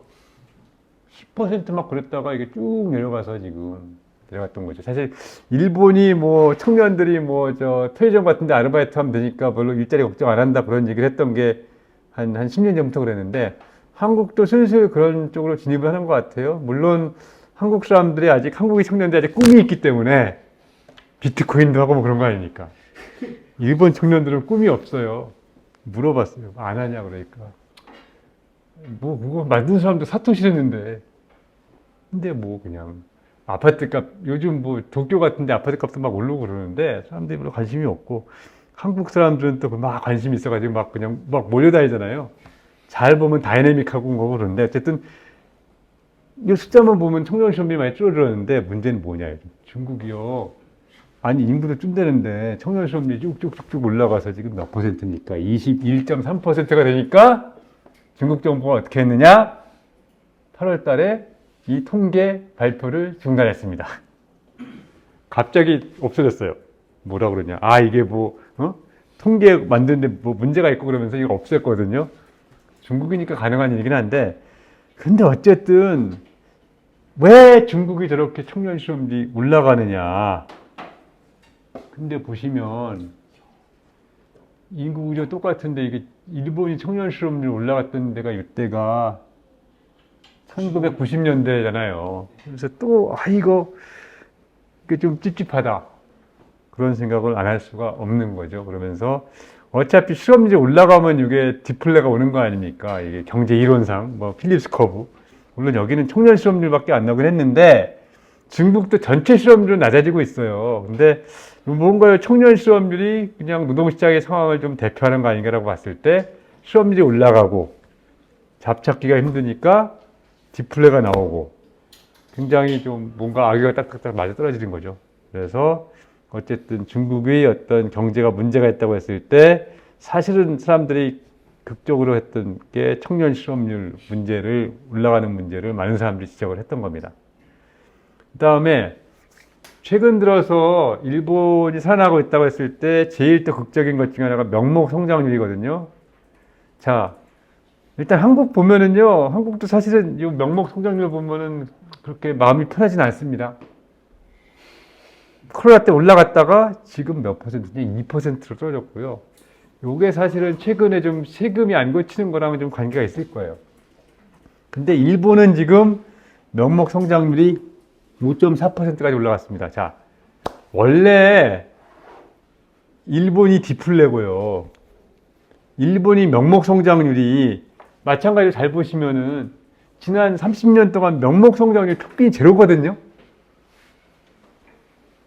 근데 최근의 숫자만 보면은 한국이 2.3, 일본이 6.4, 5.4. 일본의 명목 성장률이 한국보다 높습니다. 일본이 인플레이션이, 그리고 아까 보셨던 숫자도 보면은 일본이 인플레이션이 한국보다 높습니다. 물론 일시적인 현상일 수 있어요. 근데 어쨌든 좀 기분이 나쁘죠. 근데 그럼 이게 왜 그러느냐? 사실은 아까도 말씀드렸다시피 실질임금으로 보면 일본 사람들 실질임금이 깎이고 있는 거예요. 근데 왜 이렇게 명목 성장률이 올라가느냐? 이게 사실은 수출 때문에 그렇고 환율 때문에 그런 게 꽤 크거든요. 요즘 엔화 약세잖아요. 100엔이 900원? 요즘? 사실 그래가지고 한국 사람들 일본에 가서 막 쓰는 거. 근데 요게 사실 여기 부음 주는 거 분명히 있습니다.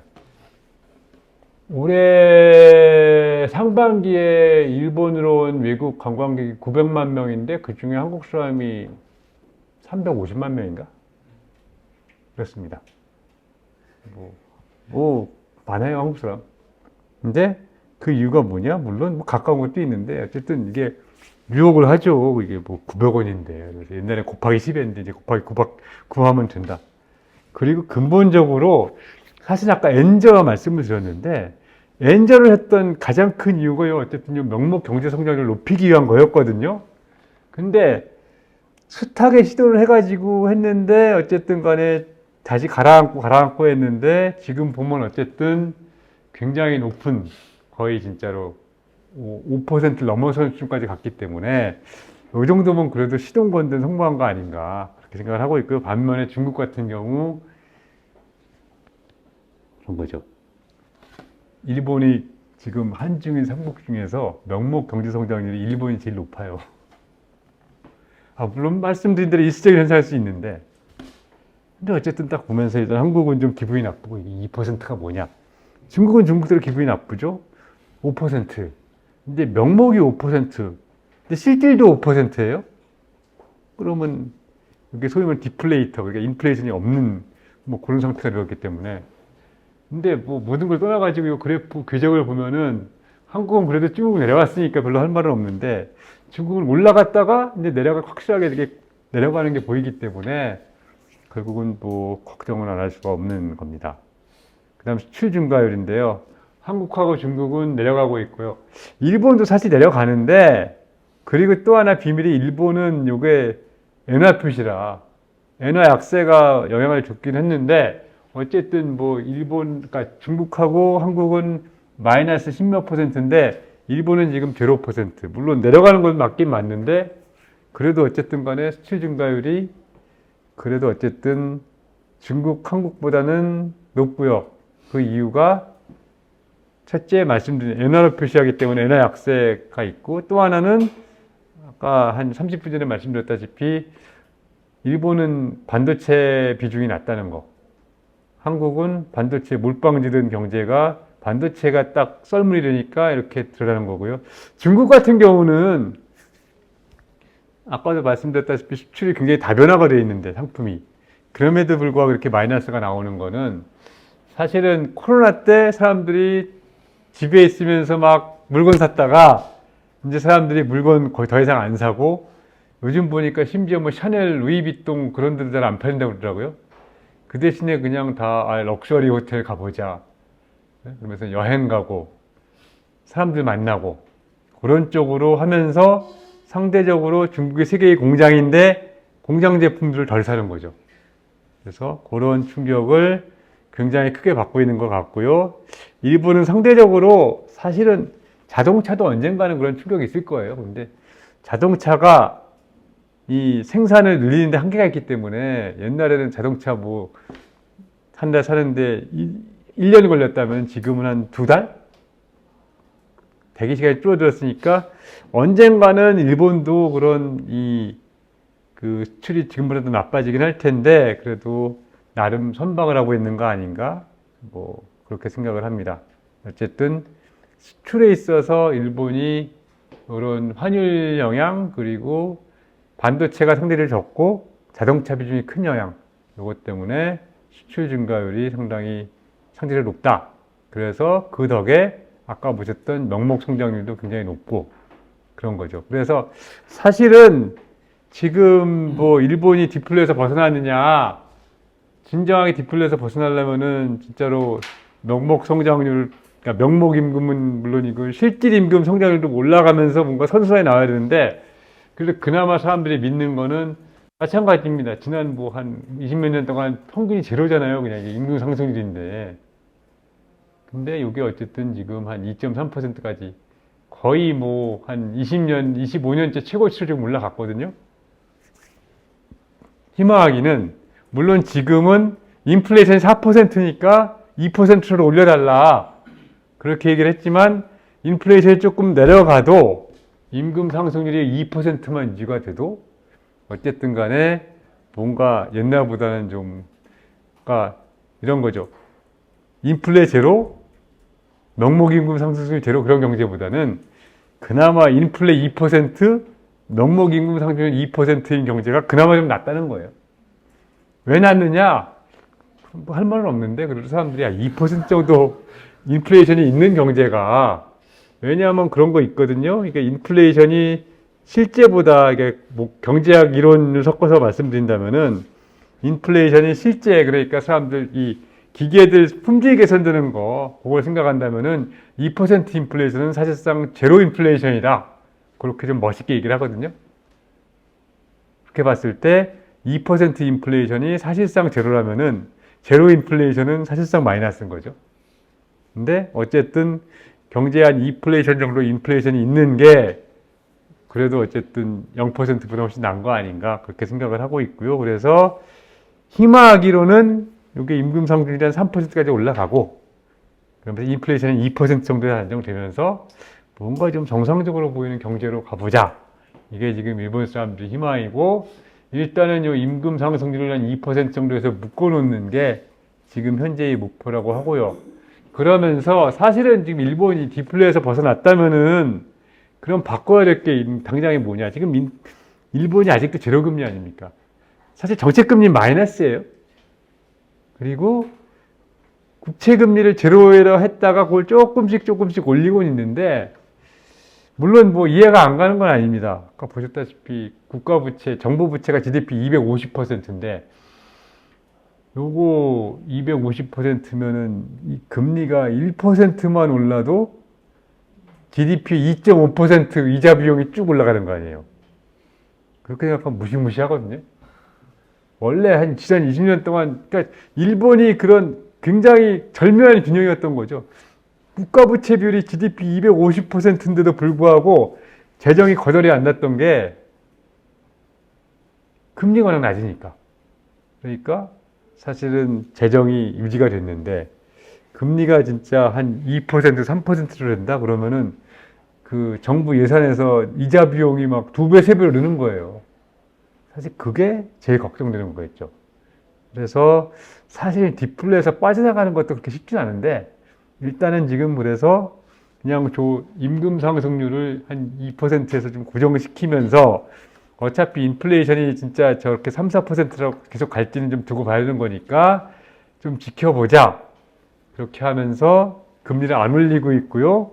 그러니까 엔화는 계속 약세고 달러엔이면 140목까지 올라가고 그래서 원래 디플레에서 벗어난다고 그래가지고 사람들이 엔화 산다고 갔다가 망했거든요, 다.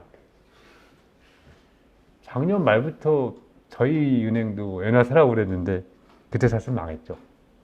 근데 뭐 어쨌든 뭐 그래서 손절매 때문에 지금 엔화가 약세를 유지했다는 건 있는데 어쨌든 지금 경제적으로 봤을 때 엔화 약세를 즐기고 있는 거니까 뭐 그냥 일단 가보자 그렇게 생각하는 것 같은데 사실 일본 같은 경우는 정상으로 갔을 때 제일 난감한 게 이 재정 쪽에서 어떻게 하면 이자 비용 폭증을 막으면서 그만큼 세금이 많이 들어오면 되는 거 아닙니까? 근데 그걸 조절하기가 그러니까 소위 말하는 이게 제로금리에서 출구 전략을 세우기가 쉽지 않을 거예요. 근데 일단은 지금 디플레에서 벗어난 걸 일단 확인하고 보자 그러면서 일본은행이 계속 일단 제로금리를 유지를 하고 있는 그런 상황이라고 보시면 됩니다. 10년짜리 금리가 지금 0.6% 정도인데 뭐 인플레가 진짜 2%, 3% 갔다면 이거 말도 안 되는 금리죠. 근데 일단은 지금 아직은 믿을 수 없다. 디플레에서 벗어났다고 아직 확신할 수 없다 그러면서 계속 제로금리 유지를 하고 있는 상황입니다. 예, 뭐 여기가 끝인데 마지막으로 그러면 사실 뭐 중국은 잘 모르겠고요. 한국 말씀 마지막으로 하나만 드릴게요. 요즘 한국에서 사실은 제일 좀 경제적으로 봤을 때 제일 좀 가장 큰 리스크가 뭐냐 그러면 아마 뭐 아시는 분은 아실 거예요. 올해 들어서 세금이 안 걷히거든요. 7월까지 보면은 작년보다 16%가 덜 걷혔어요. 물론 올해 원래 세금이 좀 안 걷히는 거로 예산에 짜여 있습니다. 그래서 올해 세수, 그러니까 정부 수입 증가율 1% 잡아놨었는데 올해 상반기에 작년 대비해서 세금만 15%가 덜 걷혔고요. 전체 지정 수입의 11%인가 덜 걷혔습니다. 그럼 그만큼 덜 쓰고 했어야 되는데 실제로 상반기 보니까 예산 대비해서 덜 썼거든요, 돈을. 그럼 어딘가에서 그러니까 정부가 예산 대비 돈을 소위 말하면 불용을 했다면 어딘가에서 뭔가 칼이 나야 될 텐데 근근히 버티는 게 좀 신통을 합니다만 솔직히 진짜로 올해 들어서 실질적으로 경제의 가장 큰 어떤 위험 요인이라고 그러면 저는 재정 긴축을 두겠습니다. 의도는 안 했던 건데 지금 세금이 안 거치면은 원래 같으면은 추경을 해가지고 그 예산에 서 있는 그 돈을 써야 되는 게 맞는데 지금 보면은 추경 안 하고 그냥 예산에 있는 돈 안 쓰고 넘어가겠다. 그런 걸로 보이거든요. 그리고 사실은 내년도 예산도 보면은 지금 뭐 적자 좀 늘리겠다고 그랬는데 약간 이해가 안 가는 게 재정 적자 는다고 그랬는데 돈 꾸는 액수는 원래 작년에 얘기했던 거하고 바뀐 게 없어요. 그래가지고 뭔가 좀 이상하다 전반적으로. 물론 한국 재정이라는 게 원래가 좀 이해하기 쉽진 않은데 어쨌든 지금 재정 숫자가 그냥 굉장히 불확실하게 커져가는 걸 보면서 그러니까 원래는 사실은 한국 경제가 2020년대 중반으로 갔는데 원래는 이 정도 되면은 이 어차피 경직성 지출이 늘어나면서 소위 말하는 좀 큰 정부라고 그러죠. 재정 지출이 GDP에서 차지하는 비중이 좀 커져야 되는데 보면은 요거를 좀 막는 듯한 느낌이 있어가지고 원래는 그러면서 증세를 좀 하고 그러면서 전반적으로 국가 그 재정이 전체 GDP에서 차지하는 비중이 좀 올라가면서 그러면서 뭔가 경제가 선진화되는 그런 쪽으로 사람들이 많이 생각을 했었는데 지금 보면 잘 모르겠어요. 그러니까 이게 과연 지금 현 정부가 중장기적으로 어떤 재정의 모습을 가져가고 있는지 맨날 그놈의 재정준칙 얘기만 하고 있는데 저는 그거보다는 일단 정부가 어떻게 돈을 써야 되느냐 그거부터 먼저 정하고 그 다음에 건전재정으로 하려면은 세금을 더 많이 걷고 그래야 되는 거 아닌가 저는 그렇게 생각을 하는데 다만 이건 있습니다. 이게 요 아시아 분위기에서 일본 같은 경우 그걸 빚으로 했거든요. 아직 복지지출 늘으라고 그런 거를 그 시점에 하필이면은 거품 붕괴 그런 게 다가왔기 때문에 그걸 다 빚으로 채운 거거든요. 사실 그게 최선의 해법 같지는 않은데 한국 같은 경우는 그런 복지 지출이 늘어나는 거를 증세로 요거를 해결하는 게 굉장히 바람직한 방향인데 지금 보면은 결국은 그 있잖아요. 뭐 R&D 예산 깎는다고 말이 많은데 결국 제가 봤을 때는 증세는 하기 싫고요. 오히려 세금을 줄어들고 있는데 그럼 이 기회에 이 진짜로 소위 말하는 재량적 그 지출을 확 줄여서 그래가지고 어떤 정부의 그 규모를 유지하자 그런 게 지금 현 정부의 전략 같은데 차라리 그걸 좀 대놓고 얘기를 했으면 좋겠는데 그러면 선거에서 국민 선택을 할 거 아닙니까? 근데 그게 의도 같기는 한데 보면은 그냥 건전지정만 얘기를 하지 건전지정 이전에 정부가 과연 어디까지 지출할 것이냐 그거부터 먼저 얘기를 하고 그 다음에 건전지정이든 뭐 그런 얘기를 해야 되는데 지금 보면 무조건 건전지정으로 가겠다 그런 얘기만 해놓고 실질적으로는 뭔가 지금 복지 지출 늘어나는 거를 재량적 지출, 뭐 R&D 그런 거 깎는 거로 조금 무마하면서 지나가려는 거 아닌가 그런 느낌이 들기 때문에 뭔가 중장기적인 전략을 가지고 하는 게 아니라 그냥 지금 현재의 기회를 이용해서 숙지하고 넘어가자. 아니면 뭐 아까 잠깐 말씀드렸다시피 무슨 지방 교육 교부금이라든가 그런 거 좀 깎으면서 넘어가자. 그런 식으로 가는 것 같은데 뭔가 재정에 대해서 좀 장기적인 어떤 전략이랄까 그런 토론이 좀 필요한 거 아닌가. 물론 실제로는 한국이 그냥 닥쳐가지고 뭘 하는 게 워낙에 버릇이 돼서 그렇긴 한데요. 어쨌든 뭔가 앞으로 한 10년 동안에 재정에 대해서 상당히 좀 생각을 해야 될 거 아니냐. 다들 뭐 저출산 무료만 하고 있는데 정부가 뭐 돈을 써야 된다 그러면은 그러기 위해서 뭐 이쪽으로 줄인다. 그러면 오케이. 그러면 설득은 될 텐데 지금 보면은 그냥 단순하게 뭐 세금은 줄고 있고 뭐 어쩌고 저쩌고 그러면서 그냥 그러기 담담하기 때문에 그런 걱정이 좀 된다. 그런 말씀을 드리겠습니다. 너무 길어졌는데요. 예, 여기서 일단 박수도 일단 받고 일단은 뭐 모든 질문에 대해서 답변을 하는 게 제가 이코노미스트 27년 하면서 왜냐하면 제가 을도 아니고 병이기 때문에 까라면 까야 되는 거예요. 까지 말라는 게 지금 오더입니다. 네. 아이 뭐 첫째, 예, 뭐 인구가 감소하는데 또 한편으로는 뭐 부동산 양극화 얘기도 하고 한편에서 또 부채 얘기도 하고 그런다. 그랬는데 저는요 사실은 그러니까 그 해답이라는 게 사실 저는 한국을 도시국가로 보거든요. 사실상 서울밖에 없는데 서울이 그냥 머리가 엄청 큰 거죠. 그러니까 서울만 놓고 보면은 진짜 세계의 완전히 진짜 탑 스케일 도시예요. 이거는 진짜 런던보다 파리보다도 크고 그냥 뭐 뉴욕에 그냥 빗댈 수 있다. 물론 겉으로 보고는 또 상하이나 베이징이 더 클 수 있지만 또 그 서구의 어떤 그런 구조의 발전이라든가 그 다음에 사람들의 어떤 자유로운 뭐 심지어 뭐 무슨 뭐 언론 자유, 뭐 통제가 없다 그런 거 보면 사실 굉장히 탑 스케일 도시인데 사실은 그런 것 때문에 어떻게 보면은 이게 부채가 늘어난다, 뭐 가계 부채, 부동산 가격 그런 것들이 차라리 그냥 서울이 무슨 뭐 싱가포르나 홍콩 같은 도시 국가다.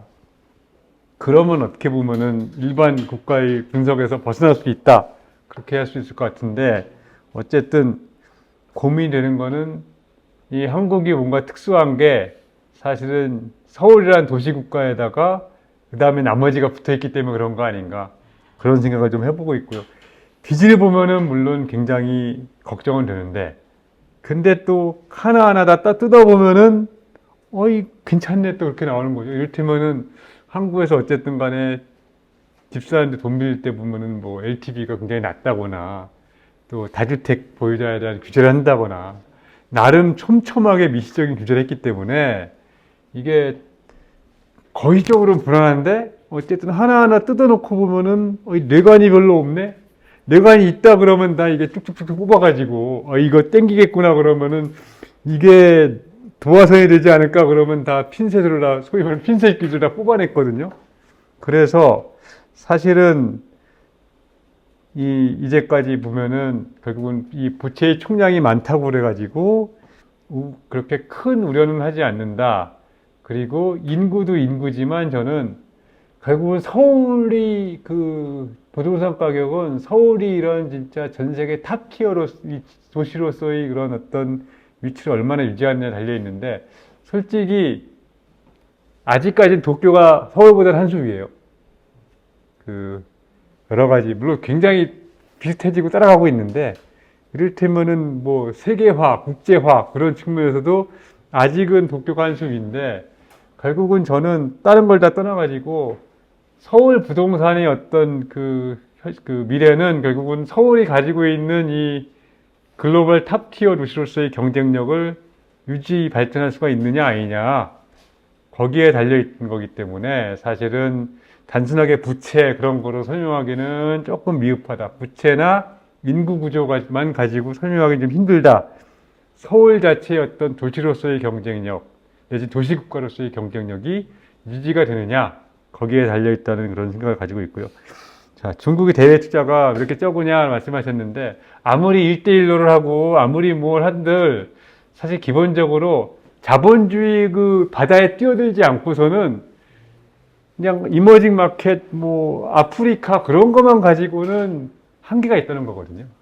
거기다가 자기 자본만 가지고 투자하는데 한계가 있고 밖에서 꾸어서 투자하는 게 진정한 어떤 거상이라면은 중국은 솔직히 그런 진짜 이 발전된 자본주의, 금융 자본주의를 하는 데는 훨씬 못 미치는. 그러니까 국민 소득은 10,000달러라고 그러지만 사실 제조업으로 보면 20,000달러고 인공지능으로는 50,000달러인데 금융업으로 보면 1,000달러. 그렇게 보시면 아마 이해가 빠를 것 같고요. 조세저항. 사실은 저도 고민을 많이 한 문제인데 개인적으로는 부가가치세를 좀 10%에서 15%좀 늘리면 좋겠다는 생각을 한 10년 전부터 가지고 있었어요. 근데 참 쉽지가 않네요. 총수님을 설득해야겠어요. 총수님을 설득해야겠습니다. 그러니까 분명하게 이게 이 복지 지출, 소위 말하는 이 고정 그 의무 지출은 늘어나는 게 당연한 거고요. 당장에 다들 다 늙어가지고 다 이 고령화가 되면 물론 다들 건강하고 열심히 운동을 하고 있지만 아무래도 80 넘어가면 다 그냥 갑자기 의료비가 폭증하는 거 아닙니까? 그래가지고 이 그 증가하는 걸 막기 위해서 이제 연합입니다만 지금 의대 가는 친구들 막차 탄 거라고 봐요. 왜냐? 의료비를 통제할 수밖에 없거든요. 20년 뒤에는. 안 그러면은 이거 뭐 대한민국 유지 불능이에요. 그러니까 한쪽에는 물론 연금이 있는데 또 한쪽에 이 의료 지출 당장 지금 닥친 문제거든요. 아마 제가 볼 때는 소위 말하는 뭐 포괄 계약제 그런 거 있죠. 병원 하나 딱 퉁쳐가지고 그거로 지금 대만이 이렇게 한다고 그러는데 일단 그렇게 해서라도 어쨌든 비용 통제를 할 수밖에 없다. 왜냐? 결국 세금 늘리는 게 그만큼 힘들기 때문에 국민연금 같은 경우도 뭐 세제 지원 어쩌고 그랬는데 지금 나오는 얘기가 68세로 늘린다는 얘기 나오지 않습니까? 그리고 그만큼 한국은 증세가 어렵다는 거를 근데 다들 그냥 이거는 그냥 어떻게 보면 소위 말하는 컨센서스가 된 거 아닌가 그렇게 생각을 합니다. 중국 통계 못 믿죠 물론 못 믿는데 그래도 이거 있어요. 못 믿는데 하나하나 보면 못 믿는데 그래도 이게 어쨌든 간에 약간의 오차해가지고 계속 가면 트렌드는 보이거든요. 사람들이 중국 경제를 파악할 때는 그렇게 파악을 하는 거예요. 그 숫자 하나는 어차피 틀린 거라고 다 압니다. 옛날 같은 경우는 성장률을 심지어 더 낮췄다는 얘기도 있어요. 그러니까 2007년, 8년도에 공식 성장률이 12, 13% 나왔는데 그때는 15, 17 간 거 아닌가 그런 얘기도 있고 요즘 같은 경우는 성장률 레벨 자체는 그렇게 마사지를 안 한다고는 얘기는 하는데 사실은 그 성장률 마사지 한다는 얘기는 한 10년 전에 많았고요. 지금은 솔직히 그 마사지 하든 안 하든 성장률 자체가 이제 잘 될 때 5%, 못 될 때 3% 그렇게 나왔기 때문에 지금은 중국 정부도 적어도 성장률에 있어서는 그 정도면 충분히 나쁜 거 아닌가 그렇게 보는 것 같습니다. 대만이요. 뭐 저희들 솔직히 저 이코노미스트 회의할 때도 얘기를 하는데 근데 실질적으로 글쎄요. 그러니까 제가 보는 거는 대만을 침공하기가 핵을 안 쓴다고 가정을 하면은 그게 쉽지가 않다고 그러니까 이게 여러 가지 얘기들이 있는데 아무리 뭐 중국이 뭐 군사력이 크다고 그래도 어쨌든 간에 섬처럼 딱 되어 있는 이 천연의 요새 요거를 괜히 잘못 들어갔다가 그러니까 이게 항복이 안 되고 이렇게 하면 대만이라는 나라가 산도 많고요. 옛날에 보면은 그 원주민이 그 고산족이 보면 한 20, 30개 되잖아요. 그만큼 굉장히 막 복잡한 나라이기 때문에 지형도 복잡하고 그런 걸 감안했을 때 여러 가지로 현실적으로 대만을 침공하기는 물론 뭐 비이성적으로 행동한다고 할 수도 있겠지만 이성적으로 행동한다면은 가능성은 적은 거 아니냐 그렇게 보고 있습니다. 그 다음에 통계는 이제 사실은 이게 굉장히 저기 있는 거는 제가 기본적인 숫자만 보여드린 거거든요. 이거 그냥 단순하게 그 코시스 가면은 그 국제 통계하고 예? 짧게 예. 그런 걸 한 거니까 사실은 그냥 사실 저는 일본어를 잘 하지도 못하고 기본 자료, 1차 자료를 검색한 건 아니라서 거기에 대해서는 별로 답변 드릴 게 없고요. 정부 부채를 할 수 있는 능력이 뭐냐? 아까도 말씀드렸다시피 결국은 첫째, 어쨌든 국민들이 그 정부를 얼마나 믿느냐. 둘째, 금융 부분이 얼마나 발전이 되어 있느냐. 이 두 가지가 결정적이라고 생각을 합니다. 많은 나라들이 이 두 가지가 안 됐기 때문에 결국은 정부 부채로 망한 나라들이 대부분이 다 밖에서 꾼 거거든요. 그것도 외화로. 그래가지고 했는데 국내에서 이걸 꿨을 경우는 상대적으로 국가 부채에 대해서 그렇게 크게 걱정할 필요는 없다는 게 요즘 생각이고요. 마지막으로 인구 감소가 디플레냐 인플레냐. 이게 사실 옛날에는 일본을 보고 당연히 디플레지 그랬는데 이제 많은 사람들의 생각이 바뀌어가지고 인구 감소가 요즘은 사람들이 생각하기에 그러니까 자산 거품이나 아니면 어떤 이 부채의 부담 그런 게 없을 경우 소위 말하는 정상적으로 돌아가는 경제일 경우에는 인구 감소가 오히려 인플레이션 쪽으로 가는 거 아닌가 그렇게 생각하는 사람들이 한 6대4 정도로 많은 것 같습니다. 예, 정성적 분석이라는 게요. 근데 저는 이렇게 생각을 하거든요. 그냥 어차피 제가 하는 얘기들, 그러니까 사실은 이 민간 부분에 있으면서요. 저는 그렇게 막 강한 결론을 내고 그러지는 않거든요. 그냥 여러 가지 숫자를 보여드리고 제 의견을 제시하고 그런 것이고 또 하나는 이게 뭐 오염수 문제 같은 거는 워낙에 정치적이라 사실 경제보다는 거의 99% 정치에 관련된 문제라서 일본 정치를 보면 또 할 말 엄청나게 많죠. 사실은 보면은 저러면 안 된다. 경제는 사실은 아직은 결국은 한국의 따라가야 될 게 많은데 정치는 솔직히 일본 정치 일단 뭐 자민당 장기 집권에다가 중간에 민주당 딱 3년 했었고요. 거긴 따라가면 안 되죠. 그 반면 교사니까 그냥 그렇게 생각하시면 될 것 같고. 자, 그 다음에 금리 말씀하셨는데 일단 제가 말씀드린 도시의 경쟁력 그런 거는 금리랑은 좀 별개의 문제고요. 물론 금리도 중요합니다. 근데 금리는 조금 단기, 중기 한 4, 5년 본다면은 도시의 경쟁력은 거의 20년, 30년, 50년 정도 앞을 내다보는 변수다. 그렇게 말씀드릴 수가 있고. 자, 정부가, 근데 어느 나라 정부든 간에요. 이게 그 주택시장 거품을 일부러 꺼뜨리겠다라고 나선 거의 유일한 케이스가 전 일본이었다고 봐요. 근데 그 다음에 엄청난 고통을 겪었기 때문에 그걸 보면서 사람들이 아, 거품은 함부로 꺼뜨리면 안 되겠구나. 그렇게 적어도 물론 이 경제의 정의 측면에 있어서는 거품을 꺼뜨려야 된다 이렇게 생각할 수는 있는데 실제로 경제 정책을 운영하는 측면에서는 거품을 꺼뜨리겠다 그렇게 하는 경우는 없고 유지하기 위해서 애를 썼는데도 터질 거품은 터진다. 그런 경우가 현실적에서는 훨씬 많습니다. 그래서 저는 일단은 물론 이 윤석열 정부가 주택가격을 받치기 위해서 노력한 적도 있지만 그래도 어느 정도는 지금 주택가격의 반등이 어느 정도는 소위 말하는 약간의 펀더멘털을 그래도 좀 반영한 거 아닌가 생각하고 있고요. 앞으로의 금리 전망 어차피 미국 따라갈 텐데 미국이 끝물이다. 그 다음에 내년도에 어쨌든 내리긴 내릴 것 같아요. 확 내리진 않지만 어차피 페드도 독립적 아니거든요.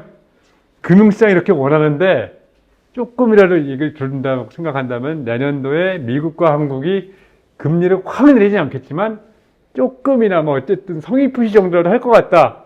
미국이 성의표시를 하는데 한국이 가만히 있다? 그거보다는 한국도 어쨌든 미국이 한 50bp 내리면 한국도 한 25에서 50bp 정도 내리는 그 정도 그림을 지금 바라보고 있고요. 경기도 말씀하셨는데 제가 지금은 서울 시민이지만 1997년부터 2021년도까지 경기도민이었거든요. 사실 말씀하신 대로 경기도가 사실 중간에 끼어서 서울은 서울공화국이고 그 다음에 지방은 사실 대우를 받아야 되는 어떤 정치적인 게 있다면은 경기도야말로 어떻게 보면은 진짜 진정한 대한민국이고 아까 도시국가라고 했을 때 사실은 경기도가 차지하는 비중이 훨씬 더 많다고 저는 생각하는데 피를 보고 있는 게 맞죠. 근데 그 파일을 뺏어오려면은 사실은 다른 지역에서 뺏어와야 되는데 그게 정치적으로 상당히 힘든다. 저는 사실 경기도민이었을 때는 인구도 많은데 상대적으로 희생을 한다. 저도 그렇게 생각을 했었어요.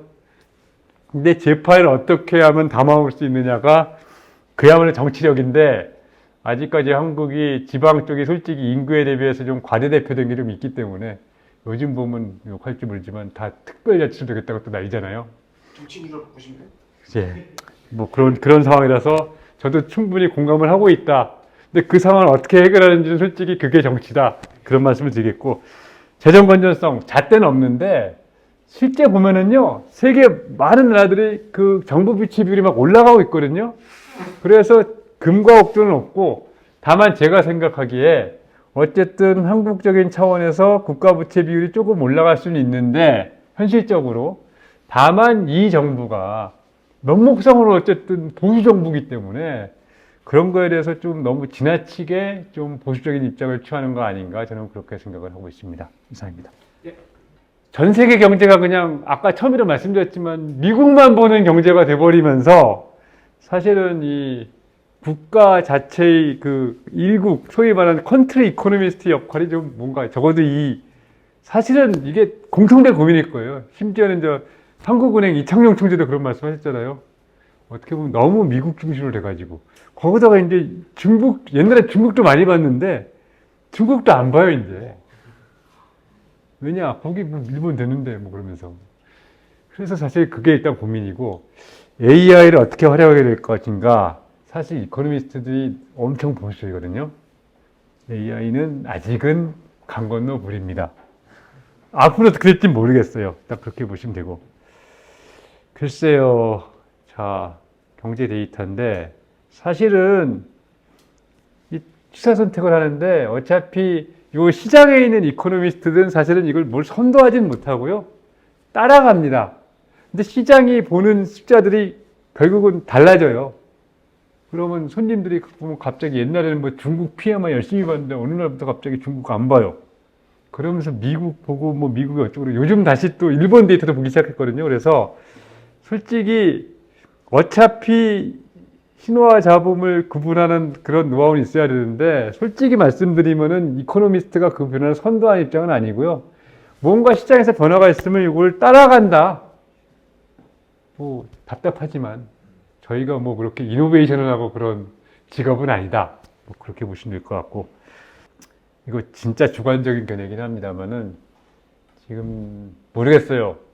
뭐 물론 온난화, 지구 온난화가 되면 어떻게 되겠느냐 그런 얘기를 하는데 첫째, 전기차로 바꾸는 게 과연 환경을 살릴까?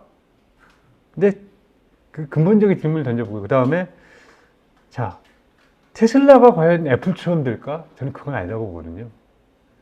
그러니까 전기차가 물론 앞으로 20년, 30년 뒤에는 많은 기여를 차지하게 되겠지만은 지금 이게 결국은 전기차, 그 다음에 뭐 자율주행, 뭐 카시어링, 뭐 그런 거 아니에요? 근데 저는, 물론 뭐 이코노미스트들이 기본적으로 보수적이에요. 근데 자동차 산업이 그냥 당장에 쫄딱 망한다? 근데 역설적으로 지금 일본 같은 경우는 어쨌든 자동차 해가지고 나름 또 괜찮게 살고 있거든요. 도요타 망한다고 그랬는데 근데 지금 당장에 보면 수익이 엄청나거든요. 그런 걸 보면서 어쨌든 물론 뭐 미래를 선도해야 되겠지만 적어도 이코노미스트 입장은 뭔가 좀 보수적으로 본다. 전기차도 조금 하이프가 있었고 지금 약간 좀 꺼지는 과정이다. 물론 이게 또 업앤다운이 있겠죠. 근데 어쨌든 저는 일단은 이 도요타 망한다, 독일 망한다는 거는 조금은 좀 현실보다 좀 너무 앞서간 거 아닌가 그렇게 생각을 하고 있습니다. 중국이 사실은 기술은 굉장히 발전한 게 많고요. 그 다음에 소위 말하는 이 웨스트, 소위 서방 진영에서 한국이 잘하고 있는 분야들, 그런 물방 지른 분야들에 대해서 뭔가 그런 경쟁력을 유지해가지고 뭔가 천병으로 삼자, 뭐 그런 전략을, 그렇죠. 몇 달 전에 ASML의 R&D 그렇죠, 예, 그러니까, 예. 그런 건 약간 안 예. 좋아서. 예.